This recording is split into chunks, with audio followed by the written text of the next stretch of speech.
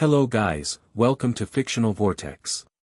So in this video, we will see what if Naruto had sung Jin-Woo's Shadow Monarch powers Naruto x Hae-In, solo leveling. If you enjoy these kinds of stories, don't forget to show us some love by hitting the like button and subscribing to the channel. Your support means the world to us. Now, let's start the story. Chapter 1, Shadows of the Fox. Naruto leapt through the forest, the wind rushing past his face as he bounded from branch to branch. 6 years after the Fourth Great Ninja War, and missions still hadn't gotten any less exciting. Remind me again why Kakashi-sensei sent us all the way out here, he called back to Sakura, who was keeping pace behind him. Pay attention for once. Sakura shot back.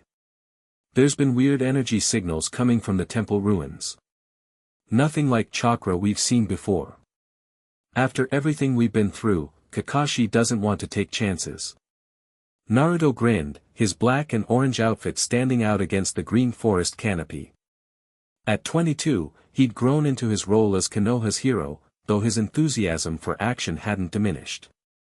Yeah. Probably just some old trap seal going haywire, he said, picking up speed. Race ya there. Naruto. This isn't. Sakura's voice faded as he surged ahead. The temple ruins appeared ahead, ancient stone structures half reclaimed by vegetation. Something felt off immediately. The air around the place shimmered like heat waves, but it wasn't hot. If anything, the area felt unnaturally cool. Naruto slowed as he approached. The Nine Tails stirred within him. You feel that too, Kurama, he muttered. This power, it's not of our world, the fox rumbled inside his mind. Be careful, Naruto. Sakura caught up, breathing slightly heavier. Don't rush ahead like that. We don't know what we're dealing with. Sorry, Naruto replied, uncharacteristically serious now. Kurama's on edge too. Whatever's in there isn't normal chakra. They approached the central structure cautiously. The temple entrance gaped open like a mouth, darkness spilling out despite the bright day outside. Symbols Naruto didn't recognize lined the archway, pulsing with a faint purple glow. I've never seen markings like these, Sakura said, pulling out a scroll to take notes. They're not from any of the 5 nations. Naruto stepped closer to the entrance. I'm going in. Wait, we should, I'll be careful, he assured her with a confident smile. Shadow Clone Jutsu. 2 clones appeared beside him with puffs of smoke. You guys stay with Sakura. If anything happens to me, you'll know. Before Sakura could protest further, Naruto stepped into the darkness. The temperature dropped immediately, and the air felt heavy, like he was walking underwater. The walls were lined with more of the strange symbols, glowing just bright enough to light his way. This place gives me the creeps, he muttered to himself. The passage opened into a circular chamber. At its center stood a stone altar, and hovering above it was what looked like a shard of pure darkness, somehow darker than the shadows around it. Naruto, don't touch that, Kurama warned. That thing, it's hungry. I wasn't planning to, Naruto replied, taking a step back. But as he moved, the shard pulsed, sending a wave of energy through the room. The symbols on the walls flared bright purple. Okay, time to go, Naruto turned, but found the passage sealed by a wall of dark energy. Or not. The dark shard pulsed again, more insistently. It rose higher above the altar and seemed to turn toward Naruto, as if studying him. It's reacting to me, Kurama growled. To us. Naruto felt a strange pull, like the shard was calling to him. What is this thing? Before Kurama could answer, the shard shot toward Naruto faster than he could dodge. It struck him in the chest, right over his seal, and sank into his body. Aagh. Naruto cried out, dropping to his knees. Ice-cold power spread from the impact point, racing through his veins like liquid darkness. Inside his mindscape, Kurama roared in shock as shadows began creeping into his domain, mingling with his orange chakra and turning parts of it a deep purple. Naruto. This power is trying to overtake us both. Naruto clutched at his chest, fighting to stay conscious. I won't let it. Something shifted inside him. The cold darkness met Kurama's fiery chakra, and instead of one overtaking the other, they began to swirl together. The pain receded, replaced by an overwhelming rush of new sensations. Naruto gasped as knowledge flooded his mind. Images of vast shadow armies. A throne of darkness. Battles across dimensions he'd never seen. And a title, Shadow Monarch. The wall blocking the passage dissolved. Naruto staggered to his feet, feeling simultaneously drained and overflowing with power. His vision had changed, he could see shadows as distinct entities now, almost alive. Naruto. Sakura rushed in, his shadow clones behind her. Your clones suddenly looked like they were in pain. What happened? Naruto looked down at his hands. They appeared normal, but he could feel the new power humming beneath his skin, intertwined with his chakra network. Something went inside me, he said, his voice steadier than he expected. Some kind of power. I think I'm okay, but different. Sakura approached cautiously, medical jutsu ready. Let me check you over. As her hands hovered over him, her eyes widened. Your chakra, it's still there, but there's something else mixed with it now. I've never seen anything like it. Naruto nodded. I can feel it. It's called, he stopped as new information surfaced in his mind. It's the power of the Shadow Monarch. Whatever that means. A rumble shook the temple, dust and small stones falling from the ceiling. We need to get out of here, Sakura grabbed his arm. Now. They raced out of the temple just as the central chamber collapsed behind them. Outside, the sky had darkened unnaturally, purple lightning crackling among the clouds. That's not normal, Naruto said, staring upward. A crack appeared in the air itself, like reality was splitting open. Through it, Naruto glimpsed another world, a city unlike any in the 5 nations, with towering glass buildings and strange vehicles. What the hell? Sakura breathed. The crack widened, and something leapt through, a creature like nothing they'd ever seen. 8 feet tall with razor-sharp claws, skin like stone, and multiple glowing eyes. It landed heavily, cracking the earth beneath its feet. Monster! Sakura shouted, immediately dropping into a fighting stance.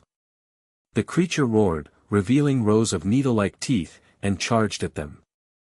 Naruto moved instinctively, his body flowing with new power. Rasengan. The familiar blue sphere formed in his hand, but it was now threaded with shadows that spiraled within it. He slammed the shadow-infused Rasengan into the creature, tearing through its stone-like hide. The monster screeched and collapsed, black blood pooling beneath it. As the creature died, Naruto felt a strange pull. Without thinking, he extended his hand toward the corpse. Arise! Shadows flowed from his palm, enveloping the monster's body. The darkness contracted, then reformed into the creature's shape, but now composed entirely of shadow, with glowing purple eyes. The shadow creature knelt before Naruto, awaiting command. What did you just do? Sakura asked, her voice barely above a whisper. Naruto stared at his hand, then at the shadow monster.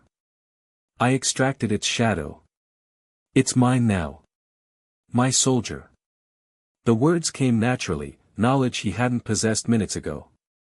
More cracks appeared in the sky, smaller than the first but numerous. Through each one, creatures began to pour through, some small and quick, others massive and lumbering. This is bad, Sakura said. We need backup. Naruto stepped forward, a strange calm settling over him. No. I can handle this. He looked at the shadow creature. Guard her. The shadow monster moved to Sakura's side. She flinched but held her ground. Naruto faced the incoming creatures, hands forming. A familiar sign. Shadow clone jutsu. Dozens of Narutos appeared, but each had shadows swirling around their hands. They charged the monsters, engaging them with taijutsu enhanced by shadow power. As each creature fell, Naruto extracted their shadows, adding to his growing army. Soon, 20 shadow soldiers stood around him, varying in size and form but all bearing the same purple eyes. "This is incredible," he breathed, feeling the connection to each shadow. He could sense their location, direct their actions with mere thoughts. The largest rift suddenly pulsed, and a new figure leapt through. Unlike the monsters, this one was human, a young woman with short dark hair, wearing strange armor and carrying a gleaming sword. She landed in a crouch, scanning the area quickly before her eyes locked onto Naruto and his shadow army. Her expression shifted from confusion to shock to anger in seconds. She raised her sword and charged straight at Naruto. "Wait," he called, but she was already upon him, her blade moving faster than most ninjas he knew. Naruto barely dodged, the sword slicing through his jacket. "I don't want to fight you. Shadow Monarch," she spat, continuing her assault with incredible speed. "How did you cross dimensions? What have you done? I don't know what you're talking about." Naruto created a shadow clone that pulled him out of the path of her next strike. "I just got these powers 5 minutes ago." She faltered, her sword pausing mid-swing. "What?" A roar interrupted them as a massive creature, bigger than any that had come through so far, emerged from the largest rift. It resembled a dragon but with too many limbs and eyes covering its scaled body. The woman turned toward it, her stance shifting. S-rank monster.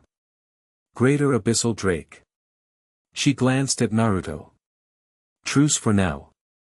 That thing will kill everyone in a 10-mile radius if we don't stop it." Naruto nodded. "Deal. What's your name?" Hae-In, she replied curtly before launching herself at the Drake. Her sword skills were unlike anything Naruto had seen, faster than even Sasuke, with each cut precisely targeting what must be vital points. The Drake roared in pain but fought back ferociously, spewing acid that melted trees where it landed. Naruto commanded his shadow army forward while forming a Raisin Shuriken. The shadows distracted the Drake, allowing Hae-In to land deeper cuts along its flanks. "Its weak point is under the jaw," she shouted, dodging a swipe of massive claws. Naruto nodded, his shadow soldiers piling onto the creature to pin it down momentarily. He leapt high, Raisin Shuriken forming in his hand, but now the technique was transformed, shadows and wind nature chakra spinning together to create something new. "Shadow Raisin Shuriken," he called, hurling the attack directly at the Drake's exposed throat. The impact was catastrophic. The Drake's head was nearly severed, its body convulsing as it crashed to the ground. Naruto landed beside it, immediately extending his hand. "Arise," he commanded. The extraction was harder than with the smaller creatures, the Drake's shadow resisting before finally submitting to Naruto's will. The Shadow Drake rose, now the largest of his shadow army, its purple eyes fixed on Naruto for orders. Hae-In approached cautiously, sword still ready. "You really don't know what you are, do you?" Naruto shook his head. "Like I said, this just happened. There was this shadow shard thing in a temple, and it went inside me. Now I can do this." He gestured to the shadow army. She studied him intently. "You're not lying. But that's impossible. The Shadow Monarch's power was sealed away after the previous monarch died. Unless..." Her eyes widened. "The dimensional barriers are weakening. That's why these gates are opening." "Okay, look," Naruto said, dismissing most of his shadow soldiers, keeping only the Drake and 2 smaller ones. "I'm Naruto Uzumaki. I'm a ninja from Konoha. I've never heard of shadow monarchs or dimensional barriers until today. But if these monsters keep coming through, my home is in danger." Sakura approached, having observed the battle. "I'm Sakura Haruno, medical ninja. You're clearly not from our world. How did you get here?" "I was hunting that S-rank monster," Hae-In explained, sheathing her sword cautiously. It fled through a gate that suddenly appeared in Seoul. I followed it and ended up here. She looked around. Wherever here is. You're in the land of fire, Naruto said. One of the 5 great nations. Hae-In frowned. Never heard of it. In my world, we have continents and countries, not nations. She looked at Naruto again. But I know about the Shadow Monarch. It's a legendary power that commands an army of the dead. The last monarch died decades ago, and the power was supposed to be sealed away forever.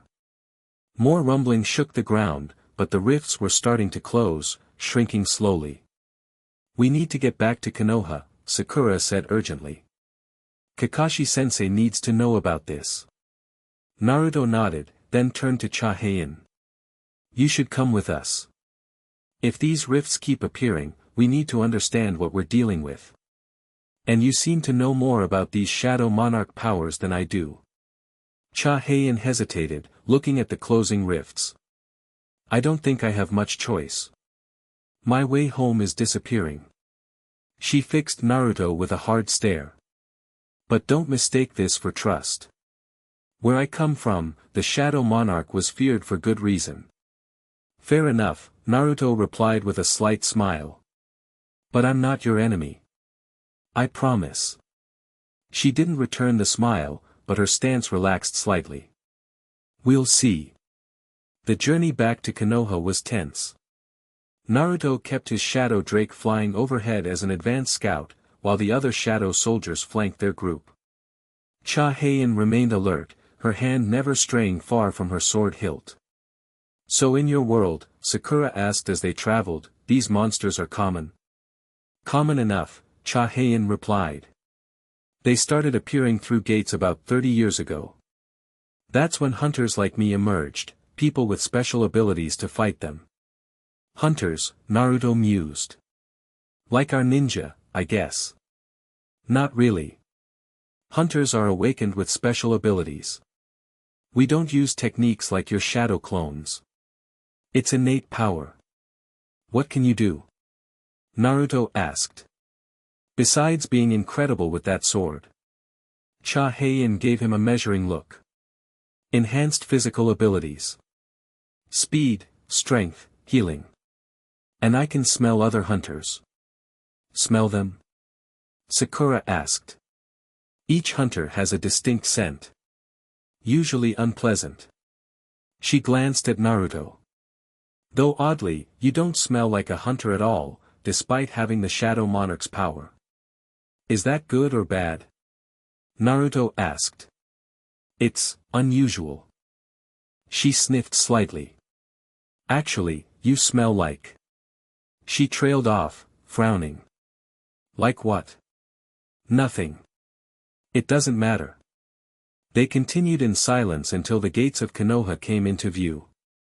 Naruto dismissed all but one of his shadow soldiers, not wanting to cause a panic. Whoa, Hae-In said, stopping to take in the village. This isn't like any city I've seen. It looks. Looks what? Naruto asked. Like something from the past. Or a different world entirely. She shook her head. I guess that's exactly what it is. Guards at the gate tensed as they approached, especially at the sight of the remaining shadow creature and the unfamiliar woman. Naruto, Sakura, one called. Kakashi-sensei felt the disturbance. He's waiting for your report. Naruto nodded. This is urgent. And she's with us, he added, gesturing to Hae-In. They made their way through the village, drawing curious stares. Hae-In observed everything with sharp eyes, taking in the architecture, the people, the obvious differences from her world. Your buildings are so small, she commented. What are buildings like where you come from? Naruto asked. Some reach hundreds of floors high, made of glass and steel. We have technology you probably can't imagine. She paused. Though I sense power here too, just different. They arrived at the Hokage's office, where Kakashi waited with Shikamaru at his side. His visible eye widened at the sight of the shadow soldier trailing behind them. I'm assuming there's a good explanation for, whatever that is, he said, pointing to the shadow creature. Naruto scratched the back of his head. It's kind of a long story, Kakashi-sensei. Over the next hour, they explained everything, the temple, the shadow shard, Naruto's new powers, the dimensional rifts, and Hae-In's arrival. Kakashi steepled his fingers, his expression serious even behind his mask. So we have rifts to another dimension opening, monsters coming through, and Naruto somehow acquired the power of this Shadow Monarch. He looked at Hae-In. And you're a hunter from this other world? She nodded. In my world, the previous Shadow Monarch died decades ago. The power was supposed to be sealed away forever. Could the seal have weakened? Shikamaru asked. Causing both the power to emerge and these rifts to appear? Possibly, she conceded. But there's something else bothering me. The Shadow Monarch's power chooses its vessel carefully. It wouldn't just bond with anyone. She studied Naruto. There must be something special about you. Well, I am pretty awesome, Naruto grinned. Sakura rolled her eyes. He's also the Jinchuriki of the nine-tailed fox. A powerful chakra entity. Hae-In frowned. Nine-tailed fox? What's that? As they explained Kurama and the tailed beasts, Hae-In's eyes widened. That, actually makes sense. The Shadow Monarch's power would be attracted to another ancient power source. They might have resonated somehow. Great, Naruto muttered. So now I've got two ancient powers fighting for real estate in my body. I'm not thrilled about the roommate situation either, Kurama grumbled within him. The question is, Kakashi said, what do we do now? If these rifts continue appearing. A Chunin burst into the room without knocking. Hokage-sama. There's another disturbance, bigger than the first. Northeast sector of the village. They rushed to the window. In the distance, a massive rift was forming over Konoha, at least 3 times larger than any they'd seen before. That's not good, Naruto said, already moving toward the door. I need to get out there. I'm coming with you, Hae-In said, hand on her sword hilt. Kakashi nodded. I'll mobilize our forces. Shikamaru, coordinate the evacuation of civilians from that area. They raced through the village, Naruto summoning more shadow soldiers as they ran. The rift pulsed ominously overhead, purple lightning crackling around its edges. This isn't a normal gate, Hae-In called as they ran. It's too unstable. In my world, gates don't behave like this. Could someone be controlling it? Naruto asked. Maybe. Or something's interfering with the dimensional boundaries. They arrived at the evacuation zone just as the rift expanded dramatically. A figure dropped through, a man in strange armor similar to Hae-In's, but more elaborate. He landed gracefully, surveying the area with a smirk. Well, he said, his voice carrying across the space between them. So the rumors are true. A new Shadow Monarch has emerged. His eyes landed on Hae-In. And look who followed me through. The Sword Saint's prized pupil. Hae-In tensed beside Naruto. Co Jin-Woo. S-rank hunter. Wanted for experimenting on monsters and hunters alike. The man, Jin-Woo, spread his arms. Guilty as charged. Though you've missed some developments. I've made quite a breakthrough recently. He snapped his fingers, and the rift pulsed again. Creatures began pouring through, not wild monsters like before, but organized ranks of what looked like soldiers merged with beasts. They moved in formation, carrying strange weapons that hummed with energy. What are those? Naruto asked. Hunter-monster hybrids, Hae-In whispered, horror in her voice. He's been fusing hunters with monsters. It's forbidden research. Jin-Woo laughed. Forbidden, but effective. My army is the perfect blend of hunter abilities and monster strength. And now I've discovered an entirely new world to conquer. He pointed at Naruto. Though you complicate things, new Shadow Monarch. That power should have been mine to claim. Naruto stepped forward, his shadow army forming around him. This world is under my protection. You're not welcome here. Bold words from someone who just received his powers. Jin-Woo raised a hand, and his hybrid army advanced. Let's see how quickly you learn, shall we? The hybrids attacked with coordinated precision. Naruto's shadow soldiers met them head-on while he created shadow clones to support them. Hae-In moved like lightning, her sword flashing as she cut through hybrids with surgical precision. Aim for their cores, she called to Naruto. The fusion point in their chests. Naruto nodded, directing his shadow drake to breathe purple flame at a cluster of hybrids. As they fell, he extracted their shadows immediately, adding to his forces. Jin-Woo watched with interest. Impressive adaptation. You're a natural with those powers. He drew a glowing dagger. But playtime is over. He moved faster than Naruto expected, appearing before him in an instant. The dagger slashed across Naruto's chest before he could dodge, drawing blood. Naruto! Hae-In shouted, trying to reach him but blocked by hybrids. Pain seared through Naruto, but something strange happened. The wound glowed purple, then began to close almost instantly, shadows stitching his flesh back together. Our healing is accelerated by this shadow power, Kurama noted within him. Interesting. Jin-Woo's eyes widened. Accelerated healing? That's not a Shadow Monarch ability. Naruto grinned, the fox's chakra flaring visibly around him, mixing with shadows. I'm full of surprises. Shadow Clone Jutsu.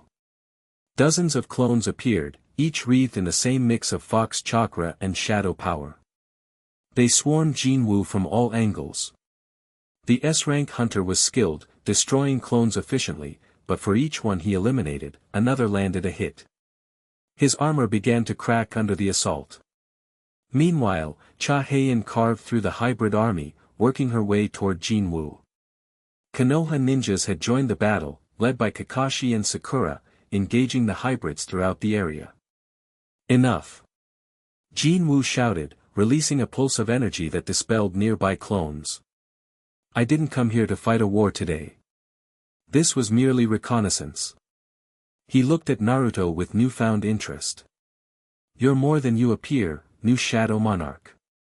Our next meeting won't end so favorably for you. He leapt backward, toward the rift, but Hae-In intercepted him, her sword slashing across his side.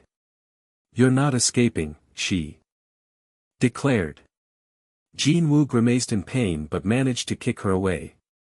Always the dedicated hunter. But I have bigger plans now. He pulled a device from his armor and pressed it. The rift began to contract rapidly.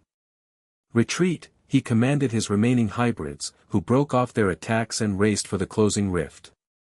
Naruto pursued, determined not to let him escape, but Jin-Woo threw something to the ground that exploded in a flash of light, temporarily blinding everyone nearby. When Naruto's vision cleared, Jin-Woo and most of his forces had disappeared through the rift, which sealed itself with a thunderclap that shook the village. Damn it! Naruto swore, dismissing his clones. He turned to check on Hae-In, who was wiping blood from a cut on her cheek. You okay? He asked, approaching her. I'm fine, she replied tersely. But we have a serious problem. Jin-Woo is one of the most dangerous hunters from my world. If he's found a way to control these rifts, he'll be back, Naruto finished for her. With more of those hybrid things. Kakashi joined them, looking relatively unscathed. The village defenses held, but barely. If that was just reconnaissance, we need to prepare for a full-scale invasion. Naruto nodded, looking at the spot where the rift had been. I need to master these Shadow Monarch powers quickly. He turned to Hae-In. Will you help me? She studied him for a long moment before nodding. I don't have much choice. My world and yours are both in danger now. A hint of a smile appeared. Besides, seeing the Shadow Monarch's power used for protection instead of conquest, that's something new. Naruto grinned. I'm all about doing the unexpected. The next few days were intense. Naruto trained relentlessly with Hae-In, learning about the Shadow Monarch's abilities while teaching her about chakra and the ninja world. They worked in a secluded training ground, surrounded by Naruto's growing shadow army. Focus, Hae-In instructed, circling him as he attempted to manifest a new ability. The Shadow Monarch can extract more than just soldier shadows. There are specialized types, assassins, mages, healers. Naruto concentrated on one of his shadows, trying to reshape it as she described. Sweat beaded on his forehead as the shadow wavered, then reformed into a more agile, stealthy form. I did it, he exclaimed as the shadow assassin bowed before him. Hae-In nodded, a small smile playing at her lips. Not bad. You're learning faster than I expected. I've always been a quick study, Naruto replied, dismissing most of his shadows to conserve energy. Especially when the stakes are high. They sat on a fallen log, taking a break. Naruto passed her a water bottle, which she accepted gratefully. So, he ventured, what's your world like? Besides all the monsters and hunters. Hae-In considered the question. Modern. Technological. Before the gates started appearing, it was peaceful. No ninja villages or elemental nations. She took a drink. Most people live in cities. Big ones. And your family? Her expression closed off slightly. My parents died when I was young. Monster attack. That's why I became a hunter. I'm sorry, Naruto said quietly. I grew up without parents too. Though in my case, they died the day I was born, sealing Kurama inside me. They sat in companionable silence for a moment. It's strange, she finally said. In my world, the Shadow Monarch was feared. The power to raise the dead as soldiers, it was seen as evil. But you use it differently. Naruto shrugged. Powers aren't good or evil. It's how you use them. Kurama was seen as a demon for centuries, but he's my partner now. He looked at his hand, shadows dancing between his fingers. These shadows aren't just tools to me. They're extensions. I can feel them. Hae-In studied him with renewed interest. You're a strange person, Naruto Uzumaki. Is that good or bad? He asked with a grin. Before she could answer, a shadow clone of Naruto appeared at the edge of the training ground. Boss. Kakashi-sensei called an emergency meeting. They've detected more rifts forming outside the village. Naruto stood immediately. We're on our way. He turned to Hae-In. Ready for round 2? She rose, hand moving to her sword hilt. Always. They raced back to the Hokage Tower, where Kakashi had gathered the senior Jonin along with Shikamaru and Sakura. The rifts are different this time, Kakashi explained, pointing to a map. Smaller, but more numerous. They're forming a pattern around the village. A containment formation, Hae-In said immediately. Jin-Woo is trying to isolate Konoha from the rest of your world. Why? Shikamaru asked. Control, she replied. Isolate, then conquer. It's basic strategy.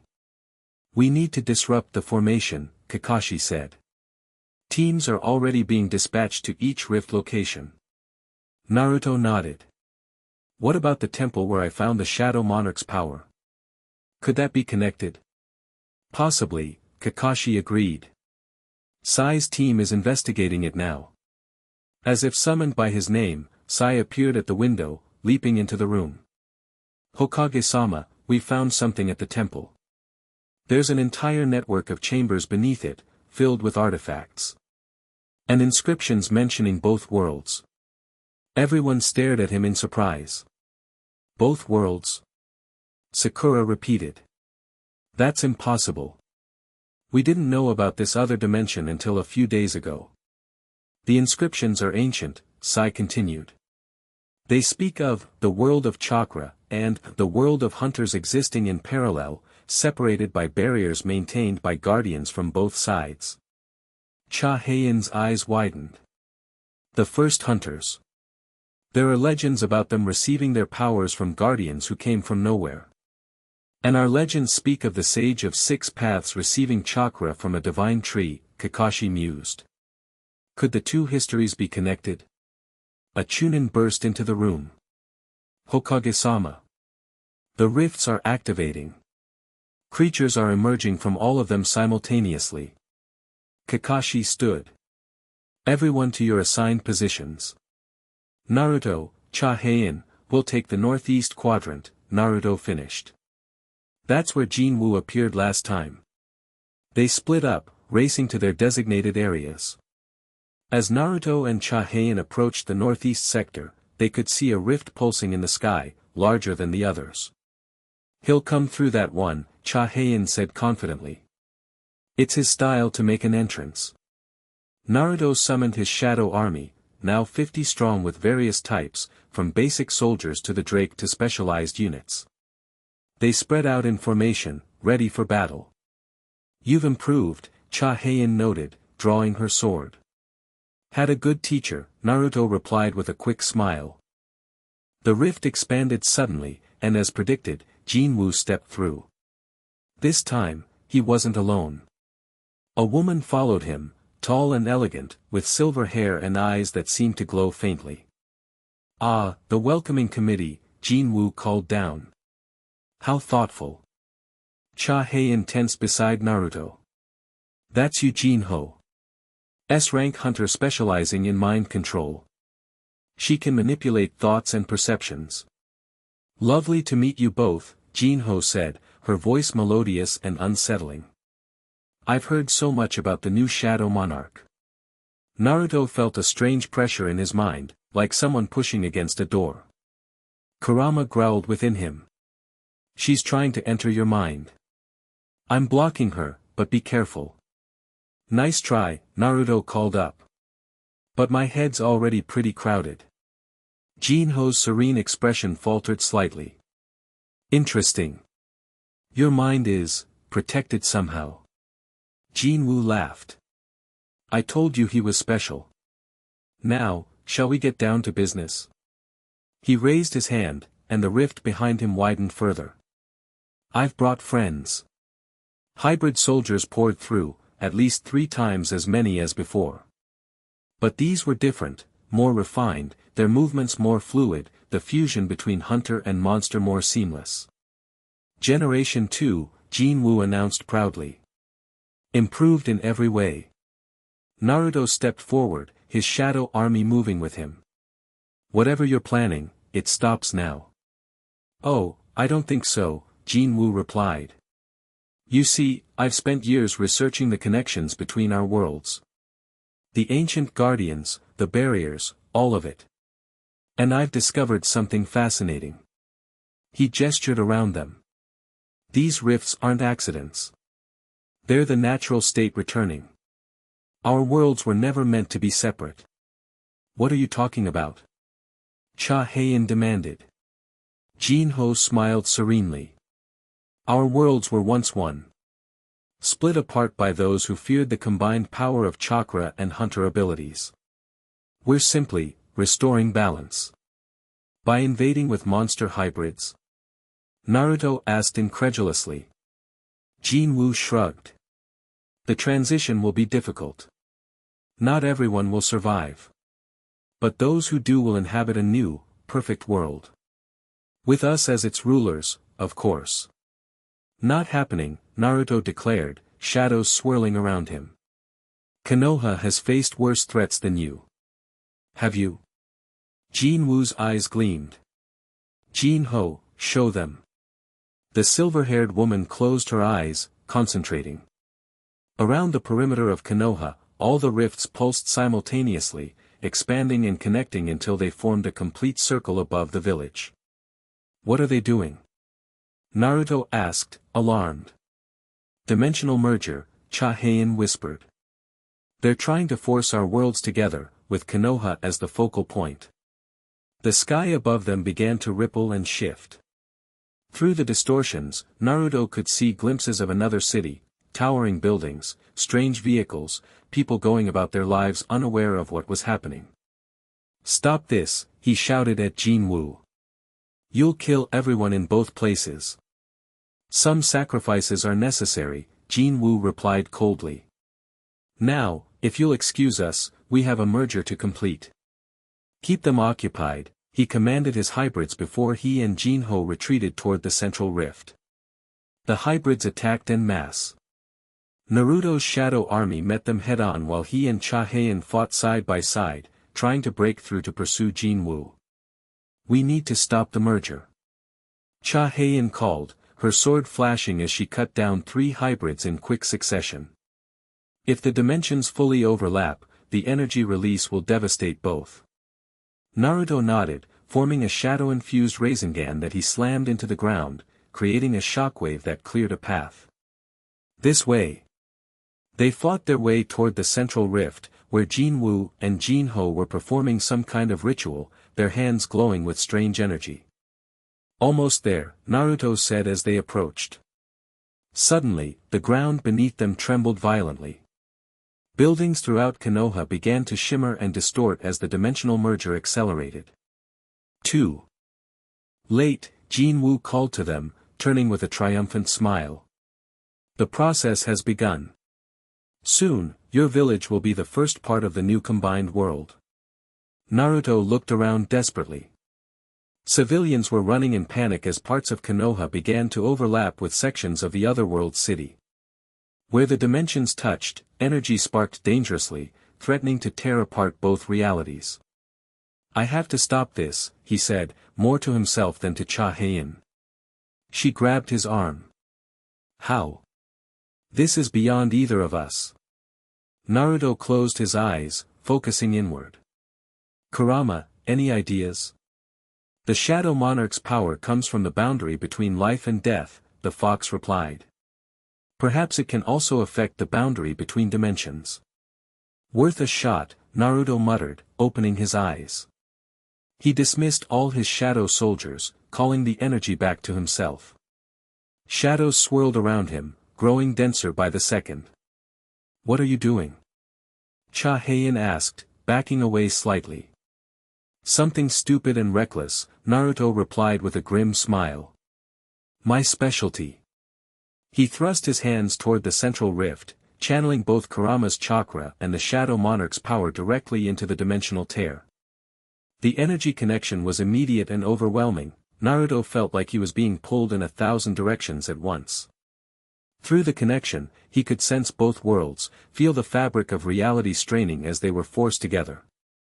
And at the center of it all, Jin-Woo's ritual, pulling the dimensions together like magnets. I need to break his connection, Naruto gasped, the effort already draining him. Hae-In understood immediately. I'll create an opening. She charged Jin-Woo and Jin-Ho, her sword moving in complex patterns that forced them to defend rather than maintain their ritual.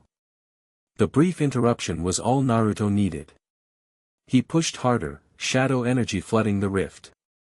Instead of fighting the dimensional connection, he redirected it, creating a stable pathway rather than a destructive merger. No! Jin-Woo shouted, realizing what was happening. You'll ruin everything. I'm saving everything, Naruto corrected, sweat pouring down his face as he maintained the connection. The rifts around Konoha began to stabilize, the destructive energy dissipating. Jin-Woo abandoned his ritual completely, drawing his weapon and charging Naruto directly. I'll kill you for this. Before he could reach Naruto, Hae-In intercepted him, her sword meeting his blade in a shower of sparks. Your fight is with me.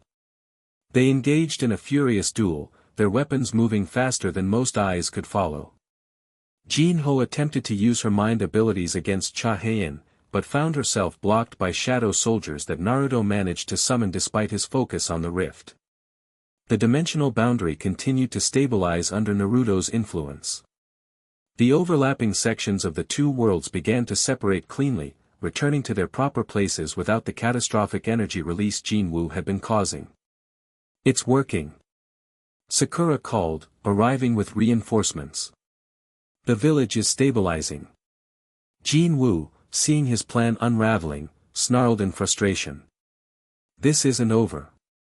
He disengaged from Hae-In with a powerful strike that forced her back. Jin-Ho, we're leaving. The silver-haired woman nodded, closing her eyes in concentration. A small personal rift formed behind them. Stop them. Hae-In shouted, but Jin-Woo threw down smoke bombs, obscuring their retreat. By the time the smoke cleared, they had vanished through their escape rift, which sealed immediately. Naruto maintained his connection to the main rift until all the smaller ones had closed completely and the dimensional boundary was fully restored.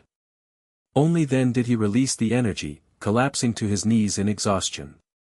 Hae-In was at his side instantly. Are you okay? He nodded wearily. Just drained. That was intense. She helped him to his feet, supporting him with surprising strength. What you did was impossible. You didn't just stop the merger, you stabilized the connection between worlds. Is that good or bad? Naruto asked, managing a tired smile. I'm not sure yet, she replied honestly. But at least both our worlds are still intact. Kakashi approached them, looking remarkably composed despite the chaos that had just unfolded. Well done, both of you. The village is secure, and the dimensional disturbances have ceased. For now, at least. Naruto nodded. Jin-Woo escaped. He'll try again. Then we'll be ready, Kakashi said confidently. But first, you need rest. Both of you. As they made their way back through the village, assessing the damage, Hae-In remained close to Naruto's side. He noticed her glancing at him periodically with an expression he couldn't quite read. What? He finally asked. You're not what I expected, she admitted. The Shadow Monarch's power has always been associated with darkness, conquest. But you used it to save both our worlds. Naruto shrugged. That's just who I am. I protect the people I care about. He looked around at Konoha, at the villagers helping each other rebuild. This is my home. Hae-In followed his gaze. And what about my world? My home? Naruto turned to her, his expression serious. I meant what I said to Jin-Woo. I'll protect both. Whatever these powers are, whatever connection our worlds have. I'll use everything I have to keep everyone safe. He smiled suddenly. That includes you. For the first time since they'd met, Hae-In smiled fully, a genuine expression that transformed her serious face. I believe you. She hesitated, then added, and I'll help you. Whatever comes next, we'll face it together. Naruto's grin widened. I like the sound of that. As they walked through Konoha, side by side amid the reconstruction efforts, something subtle had shifted between them. No longer just reluctant allies thrust together by circumstance, but something moving toward friendship, and perhaps, in time, something more. Behind them, unnoticed, a tiny rift flickered briefly in the air before disappearing. The boundary between worlds had been stabilized, but not sealed. The connection remained, waiting to be explored, or exploited. Jin-Woo's voice seemed to echo on the wind, this isn't over. Naruto glanced up at the sky, now clear and blue once more. No, he murmured. It's just beginning. Chapter 2, Rising Ranks. The morning sun hit Naruto's face as he stood in the center of Training Ground 3. A week had passed since Jin-Woo's attack, and Konoha was still patching itself back together. He closed his eyes, feeling the Shadow Monarch's power pulse through his body, mixing with his chakra in a way that still felt strange but increasingly natural. You're distracted, Hae-In said, circling him with her sword drawn. Focus. Naruto opened his eyes, grinning. I'm always focused. Just not always on what you want me to focus on. She lunged without warning, her blade a silver flash in the sunlight. Naruto sidestepped, shadows instinctively swirling around his hand to form a shield. The sword struck it with a dull thud instead of cutting through. Better, she admitted, pulling back. Your reflexes are improving. I told you, I'm a fast learner. Naruto dismissed the shadow shield, flexing his fingers. But I still don't get why I can't use my clones during these sessions. Hae-In sheathed her sword with a single fluid motion. Because you rely on them too much. The Shadow Monarch's power is different from your chakra techniques. You need to understand it separately before combining them. Yeah. Naruto crossed his arms. But in a real fight, I'll use everything I've got. That's why we're training now. So you don't get yourself killed later. She picked up a water bottle and took a long drink. Despite the early hour, sweat already glistened on her forehead from their intense session. Naruto watched her, noticing how the sunlight caught in her short dark hair. In the week they'd been training together, he'd learned that beneath her serious exterior, Hae-In possessed both incredible skill and a dry sense of humor that emerged in unexpected moments. He'd also discovered that earning even the slightest smile from her felt like a victory. You're staring, she said without looking at him. Just thinking, he replied, not bothering to deny it. About how different our worlds are. She glanced at him, her expression softening slightly. Yet somehow we ended up here, fighting the same battle. Fate has a weird sense of humor, Naruto agreed. He sat down on the grass, patting the spot next to him. Show me that thing again, the status window or whatever you called it. Hae-In sat beside him, close enough that their shoulders nearly touched. In my world, hunters have what we call a status, a way to measure our abilities. The Shadow Monarch should be able to access something similar. I've been trying, but all I get are shadows doing jazz hands, Naruto complained, wiggling his fingers for emphasis. She suppressed a smile. You're trying too hard. It should feel like opening an invisible door in your mind. Naruto closed his eyes again, focusing inward. He felt the Shadow Monarch's power, dark and cold yet somehow not threatening. He pictured a door in his mindscape, just beside Kurama's cage. A bit presumptuous, putting your new power right next to me, the fox grumbled. Shoo, I'm concentrating, Naruto thought back. He imagined opening the door, and suddenly information flooded his mind. This time, instead of a jumble of confusing images, it organized itself into what looked like a status window only he could see. Shadow Monarch status, name, Naruto Uzumaki level, 27 class, Shadow Monarch, incomplete, title, Ninetales Jinchuriki Shadow Army, 67 soldiers skills, Shadow Extraction, B rank, Shadow Soldier Command, B rank, Shadow Domain, D rank, Shadow Sense, C rank, I did it. Naruto exclaimed, opening his eyes. I can see it. But what does incomplete mean next to Shadow Monarch? Hae-In leaned forward, suddenly interested. You haven't fully awakened the power yet. In my world's history, the Shadow Monarch had many more abilities than what you've shown. Like what? Domain expansion, shadow exchange, Monarch's authority, abilities that could affect reality itself. She studied him intently. The previous monarch spent years mastering these powers. Well, I don't have years, Naruto said, standing up. Jin-Woo is planning something big, and I need to be ready when he makes his move. As if summoned by his words, an ANBU appeared at the edge of the training ground. Naruto Uzumaki, Hae-In. The Hokage requests your immediate presence. They exchanged glances. Another rift? Naruto asked. Multiple. North, east, and west village boundaries. On our way.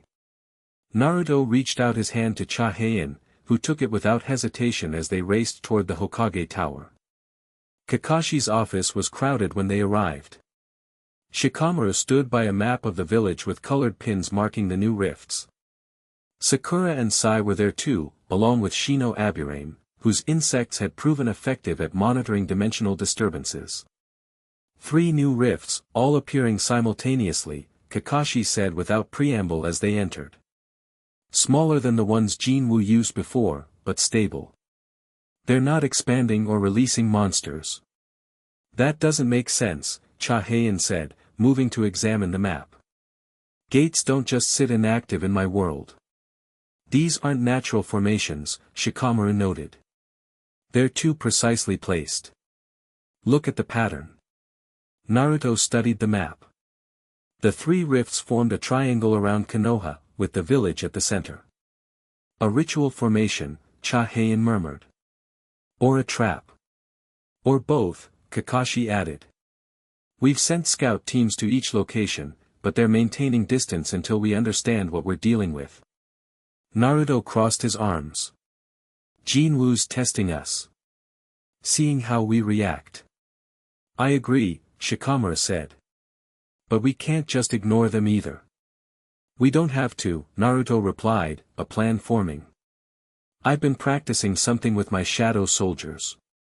I think I can send them through the rifts as scouts without risking our people. Kakashi raised an eyebrow. You can control them at that distance? I've been working on it, Naruto admitted. The connection gets weaker with distance, but I can still see through their eyes if I concentrate. It's worth trying, Hae-In supported. In my world, the Shadow Monarch could command soldiers across great distances. Do it, Kakashi decided. But take backup to each location. If something goes wrong, I want people ready to extract you. Naruto nodded. I'll need to visit each rift personally first to send the shadows through. We'll split up, Hae-In said. Cover more ground. Naruto frowned. I don't like the idea of you going alone. I'm an S-rank hunter, she reminded him, a hint of steel in her voice. I can handle myself. It's not about that, he started, then caught himself. Fine. But take Sakura with you. Sakura blinked in surprise at being volunteered. I was going to suggest that anyway, she said. My medical jutsu might be useful if we encounter something new. Then it's settled, Kakashi said. Naruto, take the northern rift with Sai. Hae-In and Sakura, head east. Shino, you'll accompany Shikamaru to the western rift. Report back immediately with any findings. As they prepared to leave, Hae-In pulled Naruto aside. Don't do anything reckless, she said quietly. Me? Reckless? He grinned. Never. I'm serious. Her hand lingered on his arm. Jin-Woo is calculating. These rifts are positioned this way for a reason. Naruto's grin softened to a genuine smile. I'll be careful. You too. For a brief moment, something unspoken passed between them, concern that went beyond mere allies. Then Hae-In nodded and turned away, joining Sakura at the door.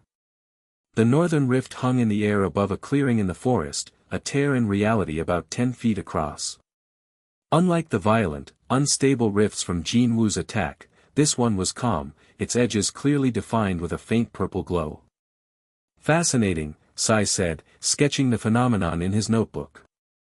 It's almost beautiful. Naruto approached cautiously, shadows already gathering around his hands. Don't get too close. We don't know what might come through. 4 ANBU guards positioned themselves around the clearing, alert for any threat.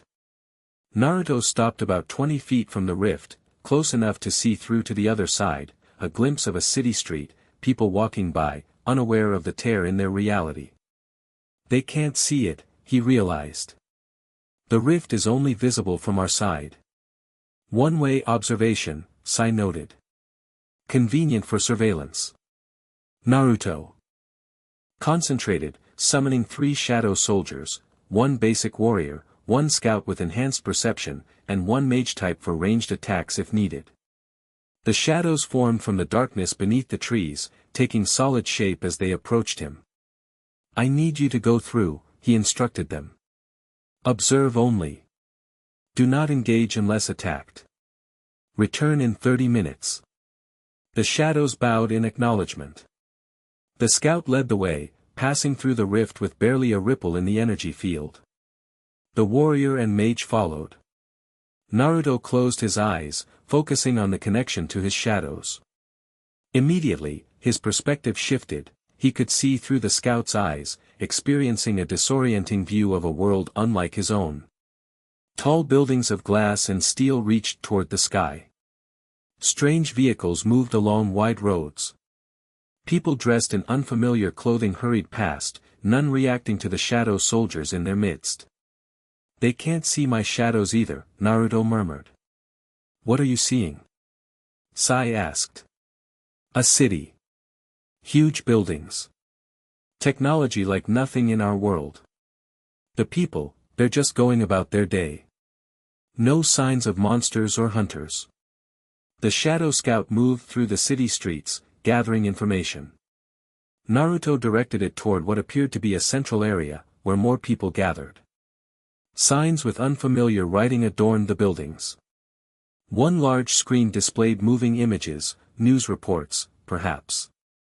There's no indication of a threat, Naruto reported. It's just, life in another world. That doesn't make sense, Sai replied. Why open stable rifts to random locations? Not random, Naruto realized, directing his scout to look for landmarks. This is Seoul. Hae-In's home city. The scout continued its exploration, turning down a less crowded street. Suddenly, its perception caught something, a flicker of movement too fast for normal humans. The shadow warrior tensed, preparing for a threat. A figure emerged from an alleyway, a man in combat gear similar to what Hae-In wore. A hunter, clearly, by the way he moved with enhanced speed and awareness. Unlike the civilians, this man stopped, his eyes narrowing as he stared directly at the shadow scout. He can see them, Naruto said with surprise. A hunter just spotted my shadows. The hunter approached cautiously, hand moving to a weapon at his belt. He spoke words Naruto couldn't understand, but his posture was clear, a challenge. I'm pulling them back, Naruto decided, not wanting to provoke an incident. He sent a mental command for retreat, and the shadow soldiers turned, moving quickly back toward the rift. The hunter pursued, shouting something. More figures appeared, joining the chase, other hunters, responding to the commotion. The shadows reached the rift just as the hunters closed in. They passed back through to Naruto's side, the rift rippling with their passage. Something's coming through, one of the ANBU warned, weapons ready. The rift pulsed, and a hand emerged, then withdrew quickly, as if burned. A face appeared in the rift, the hunter who had given chase, staring through with a mixture of shock and curiosity before the rift stabilized again, becoming a window rather than a doorway. Naruto released his connection to the shadows, blinking as his perception returned fully to his own body. That was close. What happened? Sai asked. Hunters can see my shadows. They gave chase, but couldn't follow through the rift. Naruto frowned.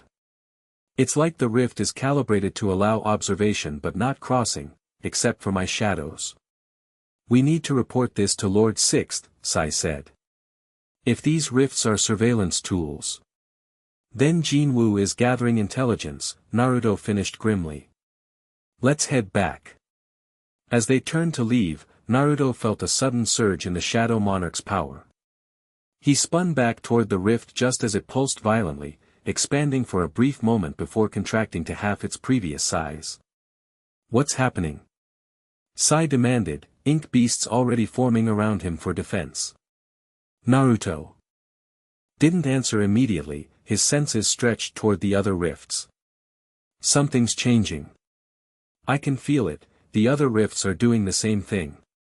He created a shadow clone instantly. Go check on Hae-In and Sakura. The clone nodded and dashed off through the trees. Naruto turned to Sai. We need to get back to Kakashi-sensei now. At the eastern rift, Hae-In felt the change before she saw it. A ripple in the air, a shift in pressure, sensations familiar to any experienced hunter. Something's happening, she warned Sakura, who was examining the rift from a safe distance.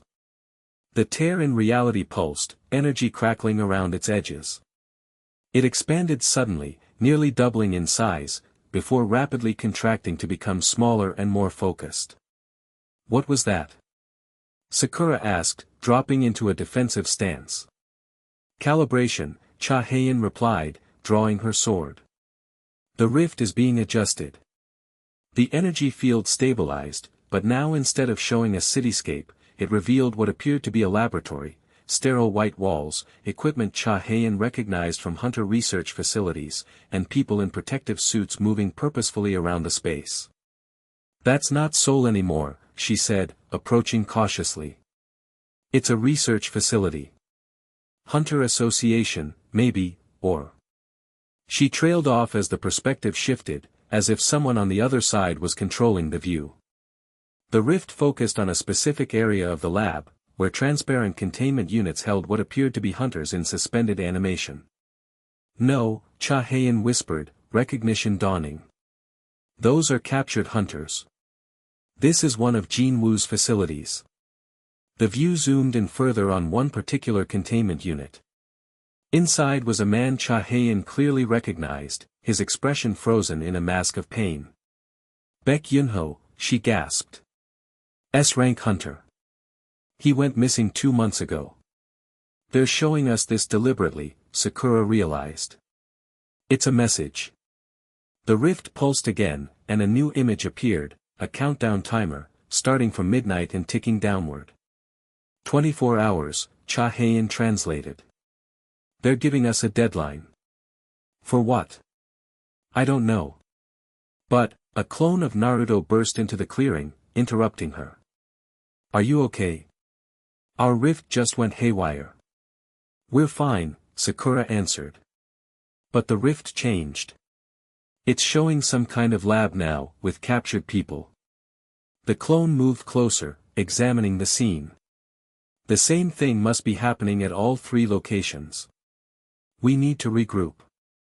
Hae-In nodded, but her eyes remained fixed on the image of Baek-Yun-ho. They're holding S-rank hunters prisoner. Using them for something.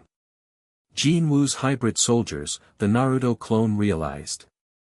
He's experimenting on hunters to create them. We have to save them, Hae-In said, her voice hardening with resolve. If he succeeds in merging hunter abilities with monster strength on a large scale.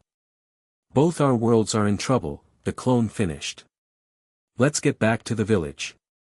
By the time everyone reconvened in Kakashi's office, reports confirmed that all 3 rifts had shown similar images, different parts of the same facility, different captured hunters, but all with the same countdown timer. 23 hours remaining, Shikamaru noted, watching the clock they'd set up. The question is, what happens when it reaches 0? Nothing good, Hae-In said grimly. Jin-Woo is showing us his captives deliberately. It's either a threat or a taunt. Naruto paced the office, unable to stay still. Why show us at all? What's the point? To draw us in, Kakashi suggested. He knows we'll want to rescue the prisoners. It's a trap, Shikamaru agreed. But one we might have to spring anyway. Hae-In stepped forward. Those hunters are my world's defenders. S-ranks especially.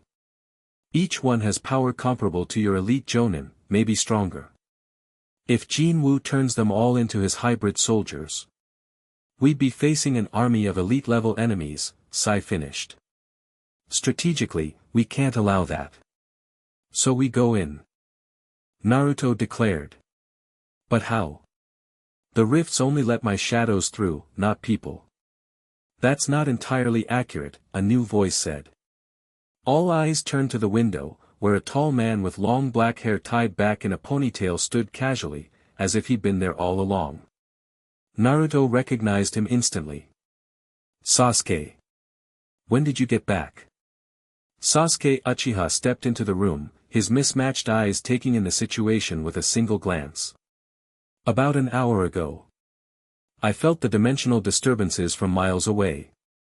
Perfect timing, Kakashi said. What do you mean about the rifts? I've been watching the northern one, Sasuke explained. Testing its properties with my Rinnegan. They're not just windows, they're doorways, but with specific requirements for passage. What kind of requirements? Naruto asked eagerly. Resonance with the destination dimension, Sasuke said. Your shadow soldiers can pass through because they're partially composed of energy from the other world, the Shadow Monarch's power. Hae-In's eyes widened with understanding. So someone with energy from my world could cross over. Exactly, Sasuke confirmed. And since you're here, you could serve as an anchor for others to follow. Like a bridge, Naruto said excitedly. Hae-In could help us cross over. Theoretically, Sasuke cautioned. But it would be dangerous. The rifts are still unstable, despite their appearance. Crossing improperly could trap someone between dimensions.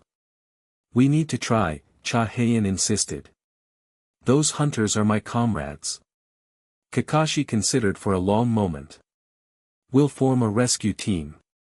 Small, elite, we can't risk sending a large force into unknown territory. I'll lead it, Naruto volunteered immediately. Obviously, Kakashi agreed. Your Shadow Monarch powers give you the best chance of success. Sasuke, you'll go as well, your Rinnegan might be crucial for getting everyone back safely. Sasuke nodded once in agreement. I'm going, Hae-In stated, her tone making it clear this wasn't a request. Of course, Kakashi said. You know the terrain and the enemy. Sakura, you'll be the fourth member, your medical skills may be needed for the prisoners. The rest of us will monitor the rifts from this side, Shikamaru added. If anything changes, we'll send warnings. Naruto looked at the assembled team, himself, Sasuke, Sakura, and Hae-In. Team 7 reunited, +1. When do we leave? As soon as possible, Kakashi replied. But first, you need to prepare. We have no idea what's waiting on the other side. 2 hours later, they gathered at the eastern rift, which showed the clearest view of the laboratory's central area. The countdown timer now read 20 hours 47 minutes and 13 seconds and continued ticking down. Everyone ready? Naruto asked, checking his equipment one last time. Sasuke stood slightly apart, his black cloak concealing most of his body. Remember, we're entering their world. Their rules may apply more than ours once we cross over. Meaning our jutsu might not work the same, Sakura clarified, securing her medical pouch. Or at all, Hae-In added.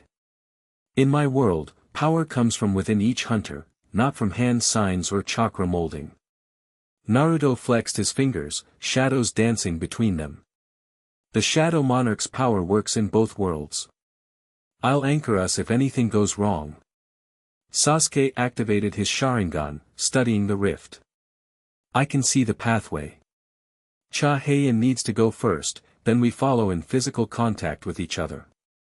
Hae-In nodded, stepping forward. She reached out toward the rift, her hand stopping just short of the energy field. Once we're through, we'll likely be in hostile territory immediately. Be ready to fight. Always am, Naruto assured her with a confident grin. She met his eyes for a moment, and Naruto saw something there, concern, yes, but also trust. In the short time they'd known each other, they'd developed a connection that went beyond mere allies. Here goes nothing, she said, and pushed her hand through the rift. The energy field rippled like water, accepting her. Encouraged, she stepped fully into the portal, disappearing from their world. Now. Sasuke called. Naruto, take point after her. Sakura and I will follow. Naruto grabbed Sasuke's forearm, and Sakura held onto Sasuke's other arm, forming a human chain. Then Naruto stepped into the rift. The sensation was unlike anything he'd experienced, like being pulled apart and reassembled simultaneously. Cold and heat washed over him in waves. For a terrifying moment, he felt disconnected from his body entirely, floating in a void between realities. Hold on, Kurama growled within him. Something's trying to separate us. Naruto focused on the fox's voice, using it as an anchor. He pushed forward through the dimensional barrier, feeling resistance that suddenly gave way. He stumbled forward onto a hard floor, Sasuke and Sakura tumbling through behind him. They'd made it, they were in the laboratory they'd observed through the rift. Alarms immediately began blaring. Red lights flashed overhead as a mechanical voice announced, "Dimensional breach detected. Security protocol activated." So much for surprise, Sakura muttered, quickly finding her feet. Hae-In was already in a combat stance, her sword drawn. "This way," she said, pointing down a corridor. "The containment area should be 2 levels down." Armed guards rounded the corner ahead, humans wearing advanced body armor and carrying weapons Naruto didn't recognize. They raised their weapons, shouting commands. Non-lethal if possible, Naruto called to his teammates. They might be mind-controlled. He formed hand signs, expecting his familiar shadow clones. Instead, he felt a strange resistance, as if the technique was fighting him. When the clones appeared, there were only 3 instead of the dozen he'd attempted, and they looked unstable, shadows leaking from their forms. Sasuke was right, he said with surprise. Chakra works differently here. Sasuke had already engaged the guards, moving with blinding speed. He avoided using his more chakra-intensive techniques, relying instead on taijutsu and his sword. The guards went down quickly, unconscious rather than dead. "This way," Hae-In called, leading them toward a stairwell. "My hunter abilities are working normally, this is definitely my world." They descended the stairs rapidly, encountering more resistance on the 2nd level. These guards were different, faster, stronger, with a faint glow in their eyes that suggested enhancement. Partial hybrids, Hae-In identified, blocking a strike from one guard that would have shattered concrete. Jin-Woo's early experiments. Sakura stepped forward, her fist glowing with chakra. Though diminished from its usual power, her punch still sent a hybrid guard flying into a wall, cracking the reinforced material. "Chakra's weaker but still functional," she reported. "We need to adapt, not abandon our techniques." Naruto nodded, focusing on his shadow monarch abilities instead of traditional jutsu. Shadows gathered around him, forming soldiers that engaged the hybrid guards effectively. Here, in this world, his shadow powers felt even stronger, more responsive. "The containment area should be through those doors," Hae-In said, pointing to a heavily secured entrance at the end of the corridor. Sasuke studied the security system with his Sharingan. "Electronic locks, probably biometric. We'd need clearance to get through. Or we make our own door," Naruto suggested, shadows swirling around his hand to form a concentrated point. "Wait," Hae-In cautioned. "Security that heavy means the area beyond might be environmentally controlled. If we breach it wrong, we could harm the prisoners." Sakura examined the door's structure. "We need to find a control room, or someone with access." A noise from behind made them turn. A woman in a lab coat had frozen at the sight of them, clipboard clutched to her chest. Before she could run or call for help, Sasuke appeared behind her, hand on her shoulder. "We need access to the containment area," he said calmly, Sharingan spinning. "You're going to help us?" The woman's eyes glazed slightly under his genjutsu. I can open it. But the system will log my entry." "That doesn't matter," Naruto said. "Our presence isn't exactly a secret anymore." The scientist led them to the door, placing her palm on a scanner and entering a code. The heavy doors slid open with a hydraulic hiss, revealing a large chamber beyond. The containment area was exactly as they'd seen through the rift, a circular room with transparent cells arranged around the perimeter. Each cell held a suspended hunter, floating in a bluish liquid, connected to monitoring equipment. "Baek Yunho," Hae-In said, rushing to one of the cells. "He's alive, but in stasis." "There are 15 hunters here," Sakura noted, quickly assessing the medical equipment. All S rank, judging by their energy signatures. Can we release them safely? Naruto asked. Sakura studied the control panel. The system is designed to maintain their condition while extracting something from them. If we just shut it down, the shock might kill them. We need to do a controlled release, the scientist said, her voice still distant under Sasuke's genjutsu. One at a time, with medical supervision. Start with him, Hae-In insisted, pointing to Baek-Yunho. He's the strongest. If we can revive him, he'll help with the others. The scientist nodded mechanically, moving to the control panel. She began the sequence to release the hunter from stasis, the fluid in his chamber slowly draining away. This will take time, she warned. Full revival is a 15-minute process per subject. We don't have time for all of them, Sasuke calculated. The facility will have called reinforcements by now. Then we take as many as we can, Naruto decided. Prioritize those closest to revival. As they worked to free the hunters, Naruto created shadow soldiers to guard the entrances. Through his connection to them, he sensed movement throughout the facility, forces gathering, preparing to recapture the intruders. Company coming, he warned. Lots of it. How long for Yunho? Hae-In asked urgently.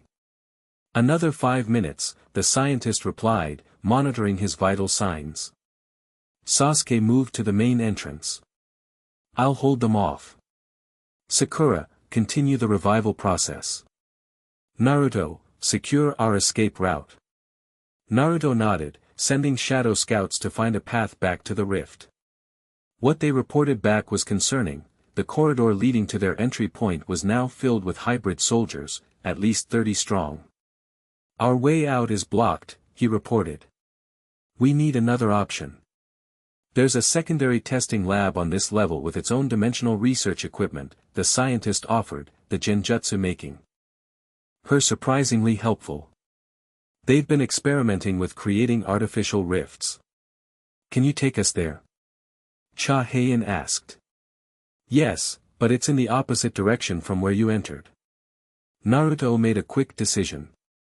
Sasuke, stay with Sakura and get as many hunters revived as possible. Hae-In and I will secure the secondary lab as an escape route. Hae-In hesitated, looking at Baek-Yunho's still form. Be careful with him, she told Sakura. He's important. Sakura nodded in understanding. I'll treat him like family. With the scientist's directions, Naruto and Hae-In hurried down a side corridor, shadow soldiers leading the way. The facility's alarms continued blaring, but strangely, they encountered no resistance. This is too easy, Hae-In muttered as they reached the door to the secondary lab. Where are the guards? Focusing on the hunters, probably, Naruto replied, though he shared her unease. Let's not question good luck. The lab door slid open at their approach, unlocked, which only heightened their suspicion. Inside was a smaller version of the main laboratory, with a central platform surrounded by equipment. On the platform stood what appeared to be a metal frame, large enough for a person to step through. Their artificial rift generator, Hae-In guessed, approaching the control panel. Can you operate it? Naruto asked, keeping his senses extended through his shadow soldiers. I can try. Hunter Association technology isn't that different. Her fingers moved across the controls, screens lighting up in response. It's already programmed for a destination. Coordinates I don't recognize. As long as it gets us out of here, we can figure out the where later, Naruto said, growing increasingly uneasy. His shadow scouts reported that the forces blocking their original entry point had begun to move, not toward the containment area, but toward their current position. They know we're here, he realized. They're hurting us deliberately. Hae-In's head snapped up from the controls. It's a trap. Too late for that realization, a smooth voice said from the doorway. They spun to see Jin-Woo, the silver-haired S-rank hunter who specialized in mind control. She stood casually in the entrance, a small smile playing on her lips. We've been expecting you, she continued, stepping into the room. Though I must admit, you arrived earlier than anticipated. The countdown was supposed to bring you here much closer to the deadline. Where's Jin-Woo? Naruto demanded, shadows gathering around him. Preparing for your arrival, of course. Jin-Ho gestured to the rift generator. That's your way home, or rather, a way to a predetermined location. One where Jin-Woo is waiting to welcome you properly. Hae-In raised her sword. We're not going anywhere except back to our friends. Your friends are already being taken care of, Jin-Ho replied with a serene smile. Did you really think we wouldn't plan for the Uchiha's genjutsu? The scientist is one of our most loyal subjects. The revival process she initiated is not what you think. Naruto's heart dropped. Sakura. He immediately created a shadow clone to warn them, but Jin-Ho waved her hand and the clone dissolved before it could leave the room. Dimensional interference, she explained. This entire facility is designed to control how dimensional energy flows. Your abilities work only when and where we allow them to. Naruto exchanged a quick glance with Hae-In. They were in trouble, but not beaten yet. What do you want? He asked, playing for time while he assessed their options. Jin-Woo wants the Shadow Monarch's power, Jin-Ho replied simply. He believed it lost forever until you somehow acquired it in your dimension. Now he wants to study you, understand how your body integrates with it when his own attempts failed. And the hunters? Hae-In demanded. What are you doing to them? Improving them, Jin-Ho said, as if discussing a routine upgrade. Hunters already possess a connection to dimensional energy. We're simply redirecting it. Making them suitable vessels for a new kind of power. Naruto felt Kurama stir within him. She's stalling. There's energy building up around us. He sensed it too now, a subtle vibration in the air, power gathering in the very walls of the lab. The rift generator was activating without anyone touching the controls. Time to go, Jin-Ho announced, stepping backward through the door. Jin-Woo is eager to meet you properly, Shadow Monarch. The door slid shut and locked with an ominous click. The rift generator's frame began to glow, energy coalescing within it to form a swirling portal. We're being forced through, Hae-In realized, backing away from the expanding energy field. Naruto tried to summon shadow soldiers to break down the door, but found his connection weakening. They're suppressing my powers somehow. The portal in the generator frame stabilized, showing a destination that was neither Konoha nor any place Naruto recognized, a barren landscape under a purple sky, with strange rock formations jutting from the ground. Between space, Hae-In whispered, recognition in her voice. A dimensional pocket. Hunters have encountered them before, places that exist between realities. The energy from the portal began to pull at them, a gravitational force drawing them inexorably closer. Naruto grabbed onto a bolted-down console, reaching for Hae-In's hand. Hold on, he shouted over the rising hum of energy. She caught his hand just as the pull intensified dramatically. Her feet left the floor as she was dragged toward the portal. I can't, she began, her grip slipping. Naruto refused to let go, wrapping shadows around their joined hands to reinforce his grip. I've got you. The console he clung to groaned, metal bending under the strain. With a final screech of tearing bolts, it ripped free from the floor. Both of them were pulled violently toward the portal, tumbling through into blinding light and disorienting sensation. Sasuke sensed the trap moments before it sprung.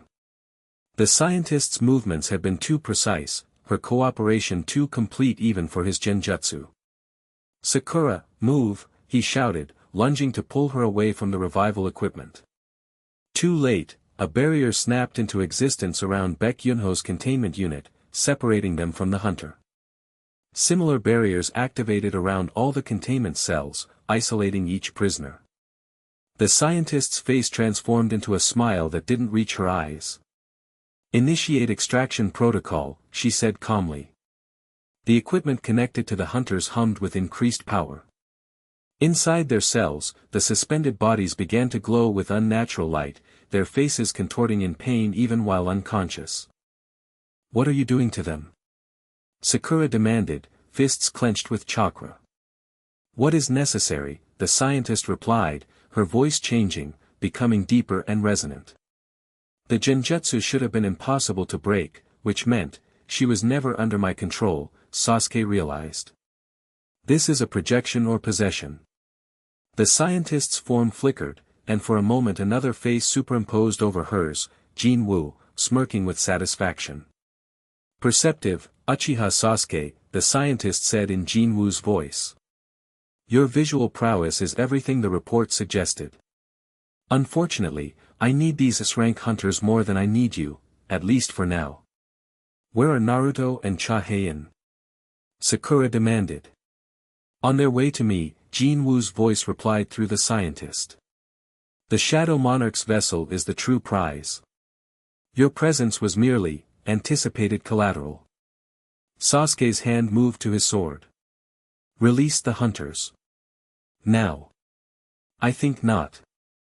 The scientist/Jin-Woo gestured, and hidden panels in the walls slid open, revealing dozens of hybrid soldiers in alcoves, waiting to activate. "You have a choice. Stay and fight my army, ensuring your own capture, or retreat and perhaps save your friends." Sasuke's Rinnegan activated, assessing their situation. The dimensional energy in the facility was interfering with his abilities, but not blocking them entirely. "Sakura," he said quietly. "Prepare for dimensional transition." She nodded almost imperceptibly, moving closer to him. "Your friends are no longer in this facility," the possessed scientist continued. "They've been transferred to a secure location for thorough examination." "Thank you for the information," Sasuke replied coolly. "That's all we needed to know." Before the hybrid soldiers could activate, Sasuke's Rinnegan pulsed with power. A small rift opened beside them, not large, but enough for two people. Grabbing Sakura's arm, he pulled them both through just as the hybrids lunged forward. The rift closed behind them, leaving Jin-Woo's possessed puppet staring at empty space. Impact drove the air from Naruto's lungs as he crashed onto hard, rocky ground. He rolled with the momentum, instinctively protecting his head, and came to a stop against some kind of stone formation. Groaning, he pushed himself up to his knees, taking stock. His body ached but nothing seemed broken. The Shadow Monarch's power hummed within him, stronger than it had been in the laboratory. "Hae-In," he called, scanning the alien landscape around him. "Here," came her reply, and he spotted her a few yards away, already on her feet with sword in hand. The environment around them was like nothing in either of their worlds, a vast plain of purplish rock beneath a sky the color of a bruise. Twisted stone formations rose from the ground like the bones of enormous creatures. The air felt thick, charged with energy that made the hair on Naruto's arms stand on end. "Where are we?" he asked, joining her. "Between space," she confirmed, eyes constantly scanning their surroundings. "A pocket dimension. Hunters have encountered them inside gates occasionally, places that aren't quite my world or anywhere else. Can we get out?" She shook her head. "Not easily. Between spaces don't connect naturally to real dimensions. That's why Jin-Woo sent us here, it's a perfect prison." Naruto tested his abilities, summoning shadows that formed readily into soldiers. "At least my powers work properly here." "Mine too," Hae-In confirmed, demonstrating with a slash of her sword that cut through the air with visible force. "This place is saturated with dimensional energy." They surveyed their surroundings more carefully. The portal they'd come through had vanished, leaving no obvious exit. In the distance, perhaps half a mile away, a structure rose from the rocky plain, a building of some kind, angular and imposing. "That's not natural," Naruto noted, pointing. "No," Hae-In agreed. "Someone built that. Recently, judging by how it hasn't been weathered like the rock formations. Jin-Woo must be. He sent us here for a reason." Naruto considered their options. We could wait, try to find another way out. Or we spring the trap deliberately, Hae-In finished. See what he wants. Their eyes met, understanding passing between them. We didn't come this far to hide, Naruto said with a slight smile. She returned the smile, brief but genuine. No, we didn't. They set off toward the distant structure, shadow soldiers scouting ahead for dangers. The landscape remained eerily empty, no life forms, not even plants, just endless rock and dust under the purple sky. What about Sasuke and Sakura? Naruto asked as they walked. Do you think they're okay? Sasuke seems capable, Hae-In replied. And Sakura is clearly powerful. If anyone could escape that facility, it would be them. Naruto nodded, drawing comfort from her confidence. Yeah, they've gotten out of worse spots. As they approached the structure, details became clearer. It resembled a temple or fortress, constructed from the same purplish stone as the surrounding landscape but with precision that spoke of advanced technology rather than primitive building techniques. No guards, Hae-In noted with suspicion. No obvious defenses. Maybe he doesn't need them here. Naruto's shadow scouts reported no movement around or within the structure, at least none they could detect. The entrance was a simple archway, unadorned and open. No doors, no barriers, an invitation. Definitely a trap, Naruto said with a wry smile. Definitely, Hae-In agreed. Ready? Always. They passed through the archway into a vast central chamber. Unlike the exterior, the interior was brightly lit by sources Naruto couldn't identify. Light simply emanated from the walls themselves, pure white and almost painfully clean after the purple twilight outside. The chamber was circular, its walls lined with equipment that looked highly advanced even by the standards of Hae-In's world. In the center stood a raised platform with what appeared to be a throne, and upon it sat Jin-Woo, watching their entrance with amused interest. Welcome, he called, his voice echoing in the chamber. I apologize for the dramatic transportation, but I needed you in a controlled environment. Where are our friends? Naruto demanded immediately. Safe, relatively speaking. Back in the lab, contending with my forces. Jin-Woo rose from his throne, descending the steps toward them. They're not my concern. You are, Shadow Monarch. Hae-In's sword was instantly raised. That's close enough. Jin-Woo stopped, spreading his hands in a gesture of peace. I haven't brought you here to fight. Not yet, anyway. I want to talk. About what? Naruto asked, shadows swirling protectively around him. About the power you carry. About how it chose you when it rejected me. There was a note of genuine curiosity in Jin-Woo's voice, but beneath it lay something darker, envy, perhaps, or resentment. The Shadow Monarch's power chose you? Hae-In asked with surprise. When? 2 years ago, Jin-Woo replied, pacing slowly before them. I discovered ancient texts describing the power, how it had been sealed away after the previous monarch died. I found the seal, broke it open. His expression hardened. And the power rejected me. Violently. It nearly killed me. He stopped, fixing Naruto with an intense stare. Yet somehow, in another dimension entirely, it chose you. I want to know why. Naruto exchanged a glance with Hae-In. This wasn't what they'd expected. I don't know why it chose me, he answered honestly. It was in a temple. I approached it, and it entered my body. That's all I know. Jin-Woo studied him skeptically. There must be more to it.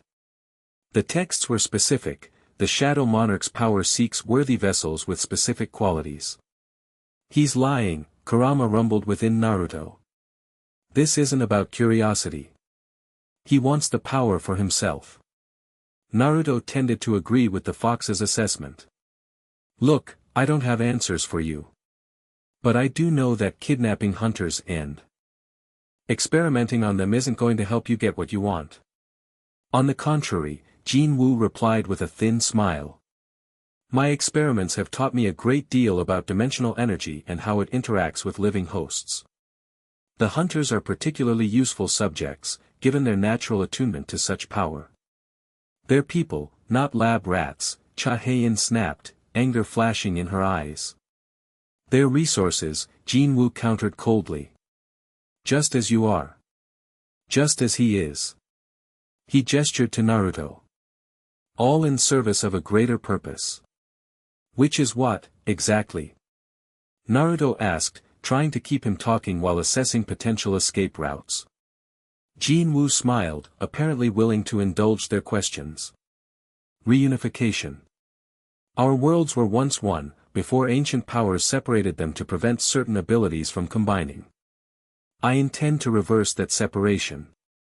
That's what the rifts are for, Hae-In realized. You're weakening the dimensional barriers. Precisely.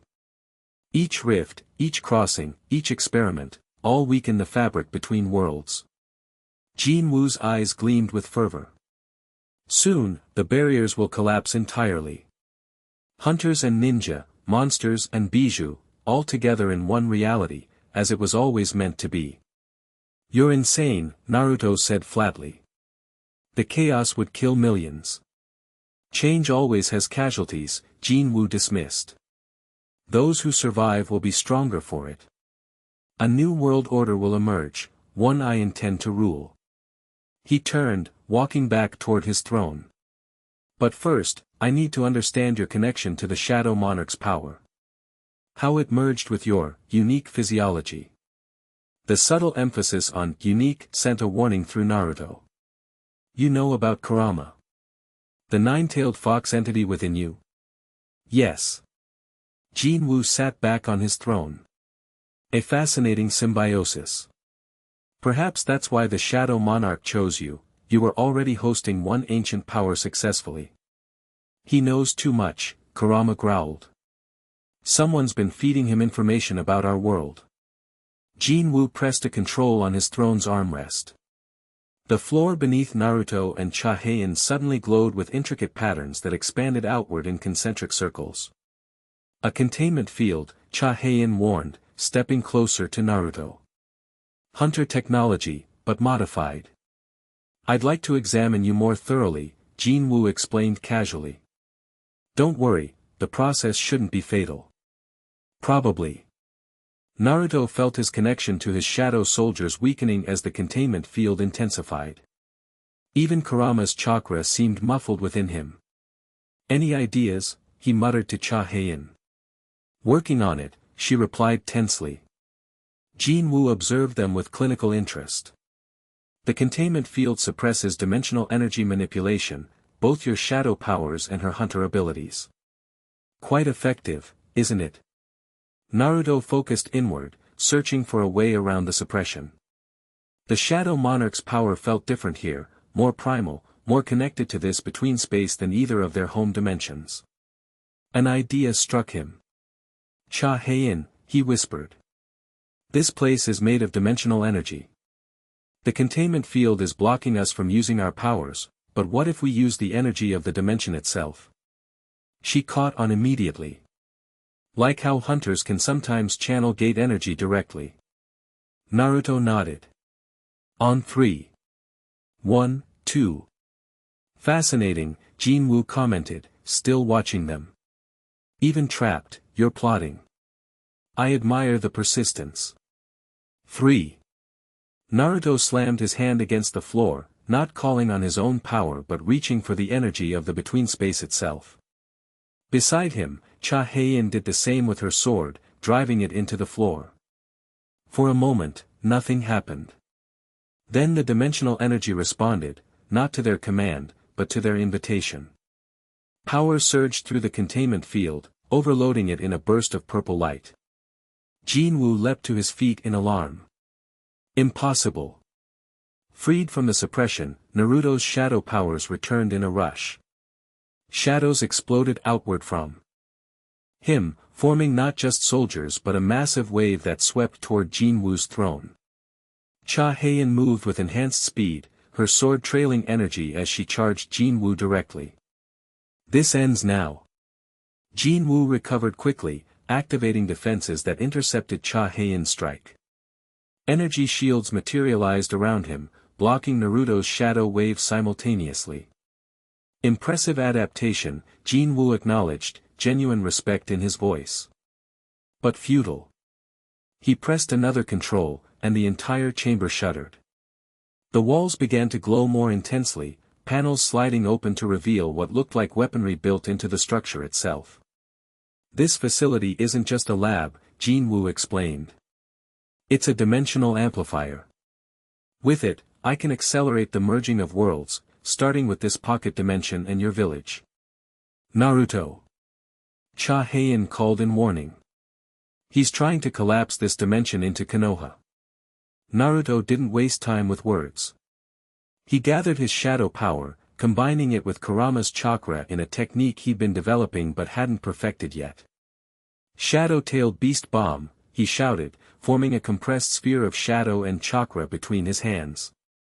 The sphere pulsed with dual energy, Kurama's orange chakra and the Shadow Monarch's purple power swirling together in unstable harmony. Naruto thrust it forward toward Jin-Woo's throne, the attack expanding dramatically as it traveled. Jin-Woo's eyes widened in genuine alarm. He abandoned his throne, leaping sideways as the attack struck. The explosion was catastrophic, the throne and platform disintegrated, and a large section of the chamber's wall shattered, revealing the purple landscape beyond. The controls! Hae-In shouted, pointing to what remained of the throne area. Destroy them completely. Naruto summoned his Shadow Drake, directing it to breathe dark flame over the exposed control systems. The equipment melted under the assault, sparking and failing as its functions collapsed. Jin-Woo picked himself up from where he'd been thrown by the explosion, blood trickling from a cut on his forehead. You fools! Do you have any idea what you've done? The entire structure began to shake violently. Outside, through the breach in the wall, they could see the purple sky darkening, energy discharges like lightning flashing between clouds. The dimension is destabilizing, Hae-In realized. Without the controls maintaining it. It's going to collapse, Jin-Woo finished, fury and fear mingling in his expression. Taking us with it unless we escape immediately. A new rift began to form near where his throne had been, not controlled or stable like the earlier portal, but wild and fluctuating. Jin-Woo ran toward it without hesitation. Stop him! Hae-In called, but Naruto grabbed her arm. Let him go. We need that rift to get out of here.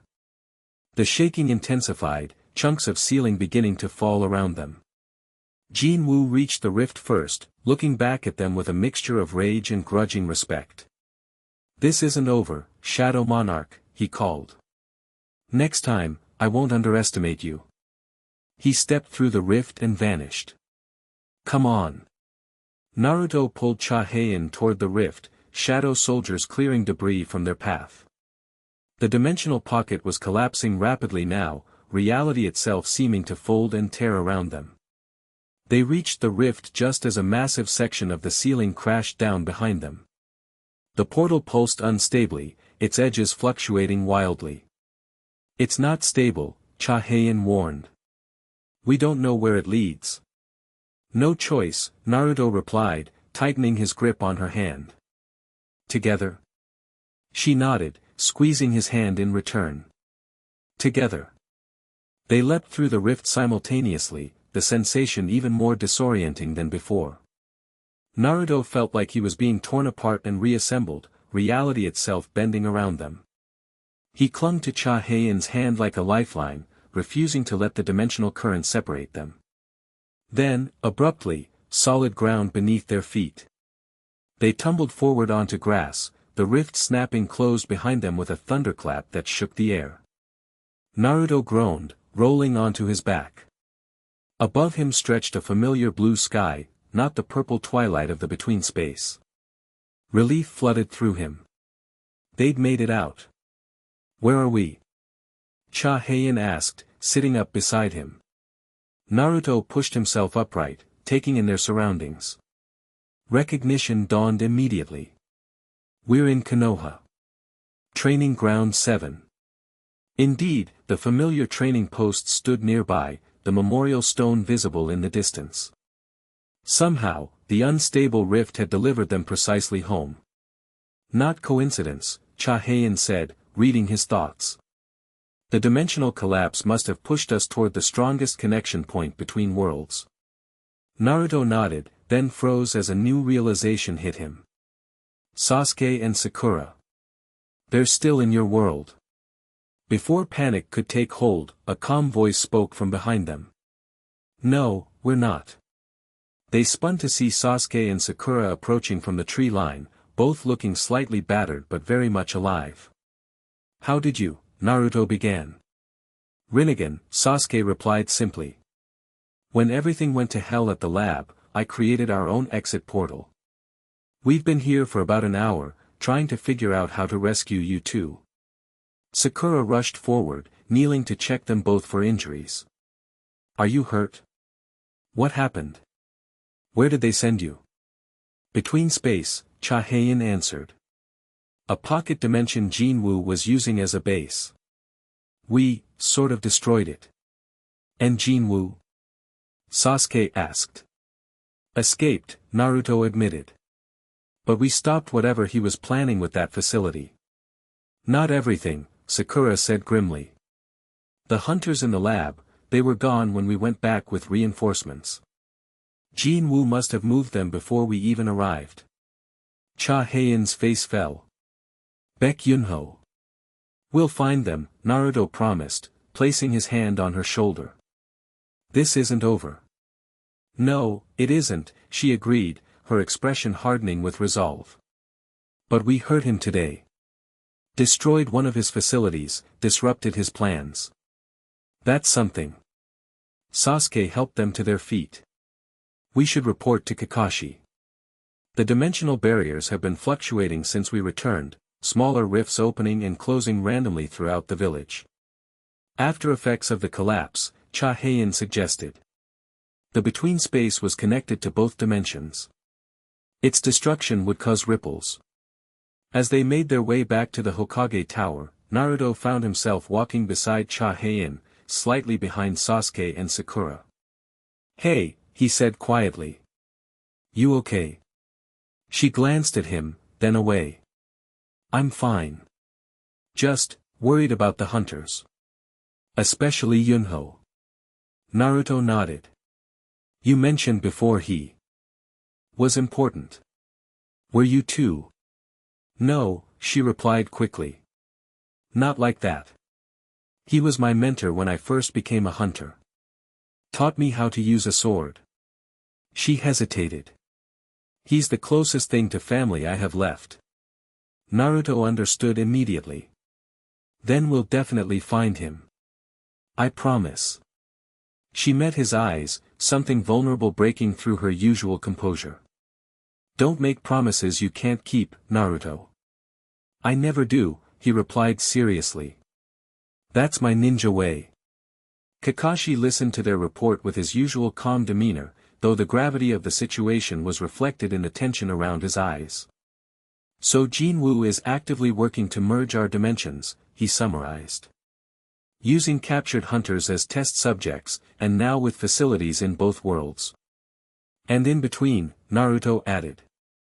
Though we destroyed that one.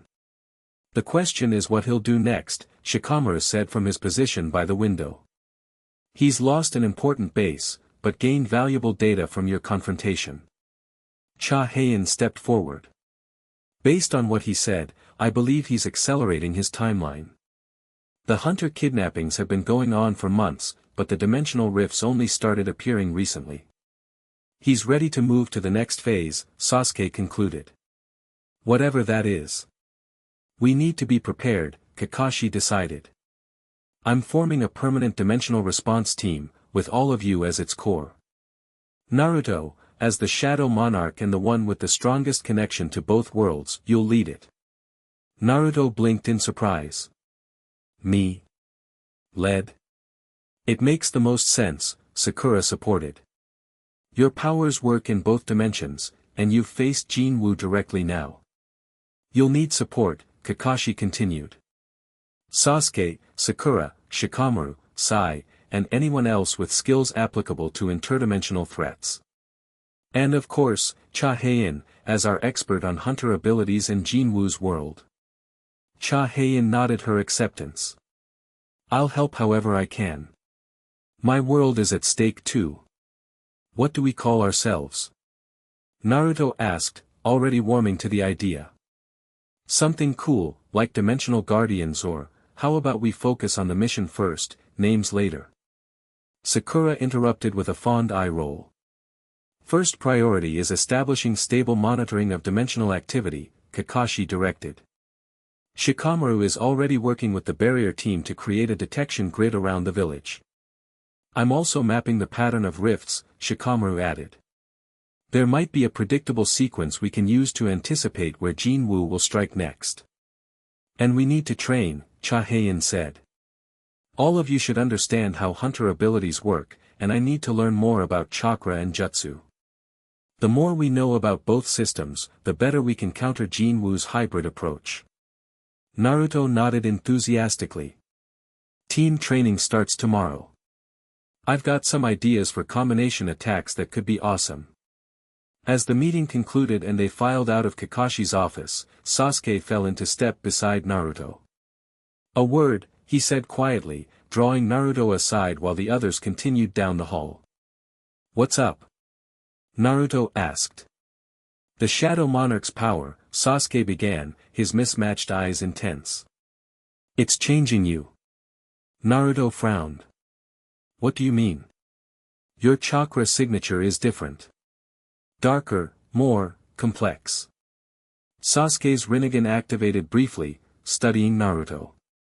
The power is integrating with you more deeply than you realize.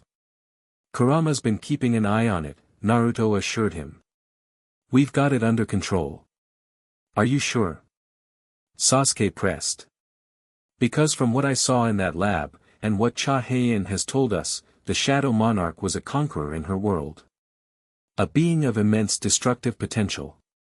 So was Kurama, once upon a time, Naruto countered. Powers aren't good or evil by themselves. It's how you use them. Sasuke's expression remained skeptical. Just be careful. We've seen power corrupt before. Not me, Naruto replied confidently. I've got too many people keeping me honest. He clapped Sasuke on the shoulder. Including you, right? A ghost of a smile touched Sasuke's lips. Always. They rejoined the others, the conversation shifting to logistics and training schedules. As they walked through the village, Naruto noticed people watching them, particularly Hae-In, whose foreign appearance and sword drew curious glances. They'll get used to you, he told her quietly. I'm not staying forever, she reminded him. Once Jin-Woo is defeated, I need to return to my world. The thought created an unexpected pang in Naruto's chest. Right. Of course. She must have noticed something in his expression, because her tone softened. But that could be a while. Jin-Woo isn't going to be easy to beat. Good thing we make a pretty awesome team, then, Naruto replied, his smile returning. We do, don't we? She agreed, and for once didn't try to hide her answering smile. Training began at dawn the next day. Naruto had arranged for all members of the newly formed Dimensional Response Team to gather at Training Ground 3, which offered both open space and forest cover for varied exercises. First things first, he announced once everyone had arrived. We need to understand how abilities from both worlds interact. Hae-In will demonstrate hunter techniques, and we'll see how our jutsu match up. The morning was spent in basic demonstrations, Hae-In showing her enhanced speed, strength, and sword skills, while the ninja team displayed various jutsu. They quickly discovered that while chakra techniques were weakened in the hunter's world, hunter abilities remained consistent in both dimensions. It's about the source, Shikamaru theorized during a break. Our jutsu rely on external chakra manipulation, while hunter abilities are internally generated. Like Kekkai Genkai, Sakura suggested. Bloodline traits that come from within. Hae-In nodded. That makes sense. Hunters are awakened with their abilities. It's something that happens to their very being, not a technique they learn.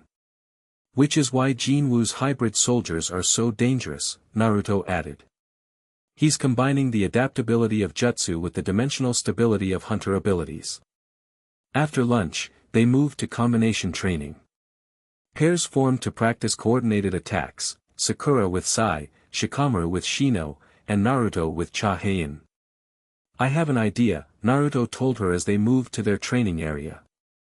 Your sword skills plus my shadow soldiers. She raised an eyebrow. What do you have in mind? Watch. Naruto summoned 3 shadow soldiers, but instead of commanding them to attack, he directed them to merge together. The shadows combined, forming a larger, more complex entity with multiple arms, each holding a shadow weapon. Now, attack it, he instructed. But aim for the weapons, not the body. Curious, Hae-In engaged the shadow construct. As her sword struck one of its shadow weapons, something unexpected happened. Her blade absorbed the shadow, taking on a purple glow. It's channeling your shadow power through my sword, she realized, testing the weight of her now shadow-enhanced blade. Exactly.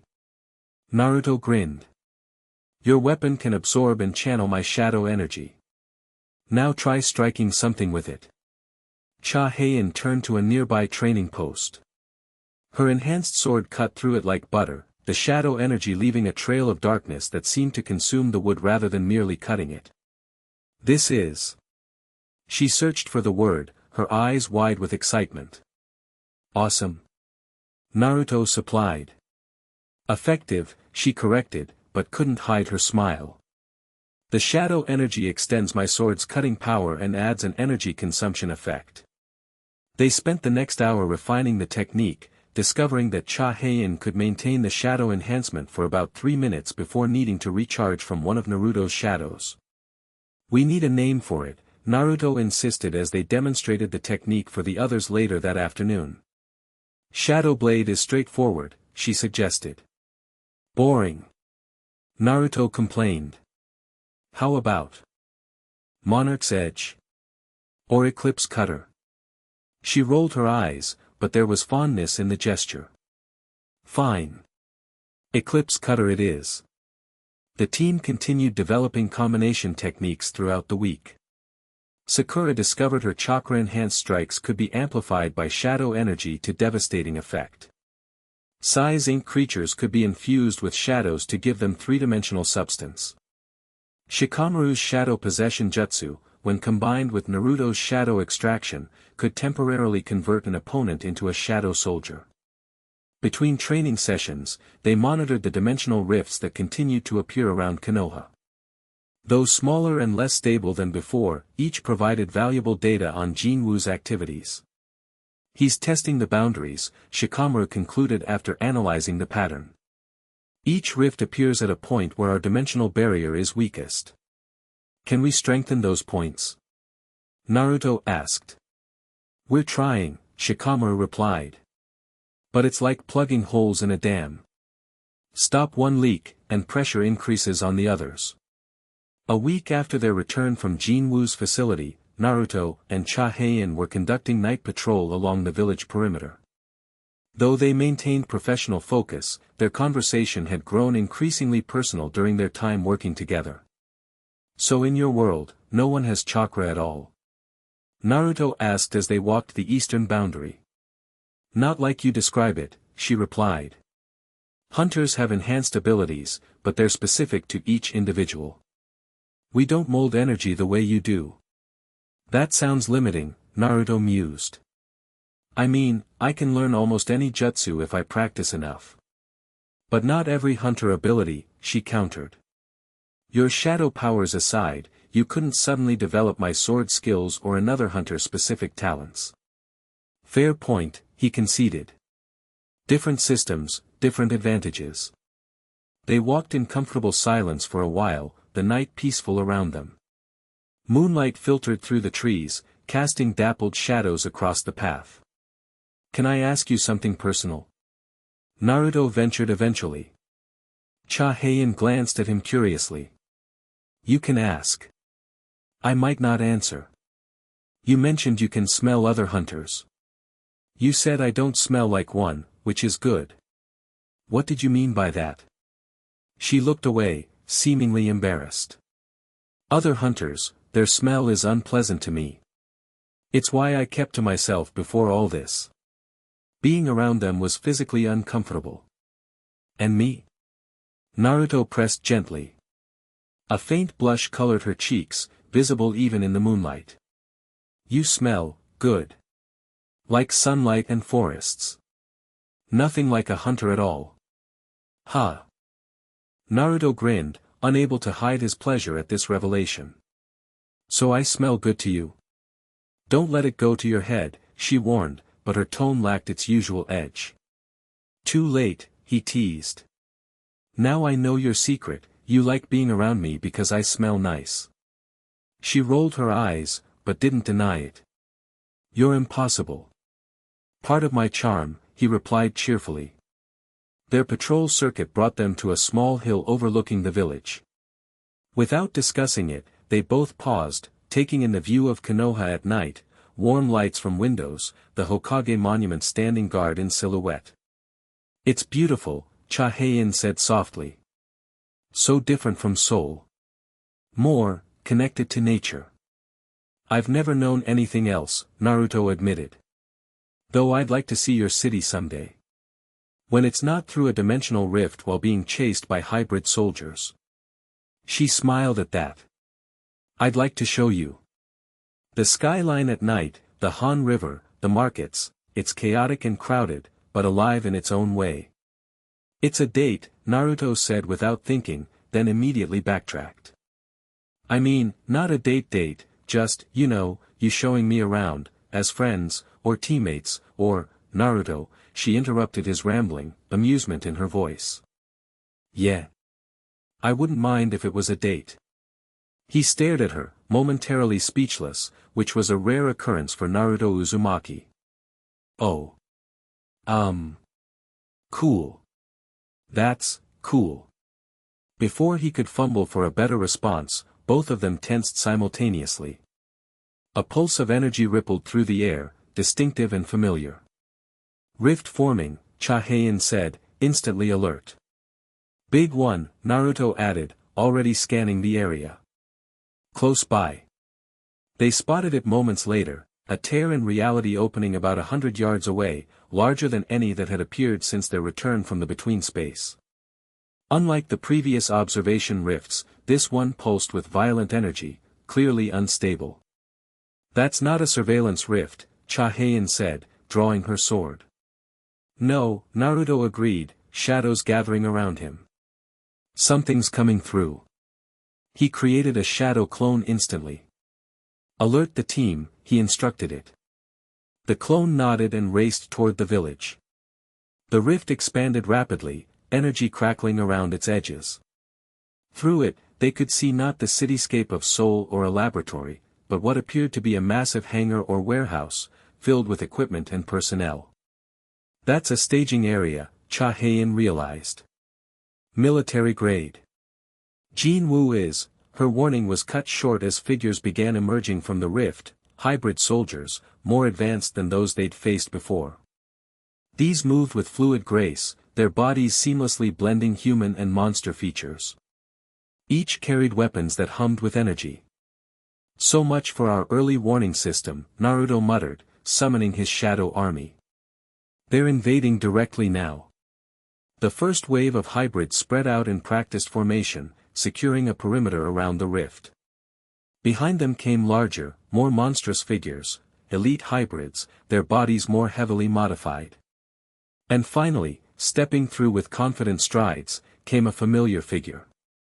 Jin-Ho, Hae-In hissed, recognizing Jin-Woo's silver-haired lieutenant. The mind-controlling hunter surveyed the area with calm detachment, her gaze eventually settling on Naruto and Hae-In on their hilltop. Right on schedule, she called, her voice carrying clearly across the distance. Jin-Woo said you'd be patrolling this sector tonight. They've been watching us, Naruto realized with a chill. Tracking our movements. Preparations have been made for your interference, Jin-Woo continued. But tonight isn't about you. Consider this a demonstration of what's to come. She raised her hand, and the hybrid soldiers immediately moved out, heading directly toward the village. They're going for Konoha. Naruto shouted, his shadow soldiers already racing to intercept. I'll slow them down, Hae-In said, leaping forward with enhanced speed. You focus on Jin-Woo. They split up, Hae-In engaging the advancing hybrids while Naruto confronted Jin-Woo and her elite guards. Behind them, alarms began to sound in the village as Konoha's defenses activated. Jin-Woo watched Naruto's approach with a serene smile. The Shadow Monarch himself. Jin-Woo will be disappointed he missed this encounter. Where is he? Naruto demanded, shadows swirling around him like living weapons. Too scared to face me himself? Hardly, she replied. He's overseeing the main event. This is merely the diversion. Naruto faltered slightly. Diversion? For what? Jin-Woo's smile widened. You'll see. In fact, you might even feel it, given your connection to dimensional energy. Before Naruto could press further, the elite hybrids attacked.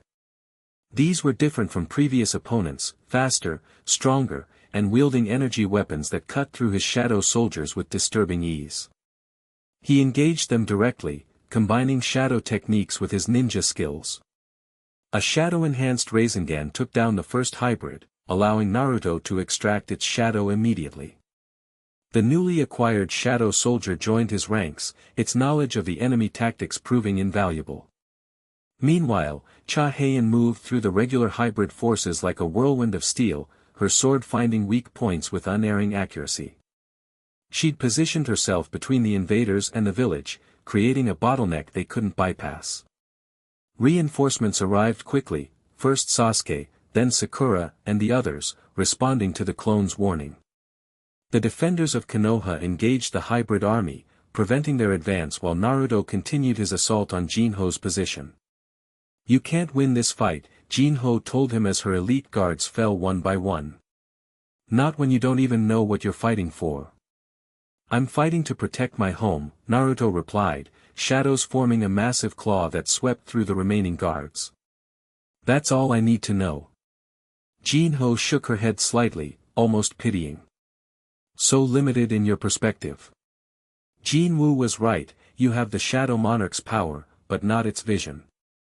She raised her hands, and the air around her shimmered with psychic energy. Let me show you a broader view. Naruto felt her mind control abilities pushing against his consciousness, but Kurama's presence served as a barrier, preventing her from taking hold.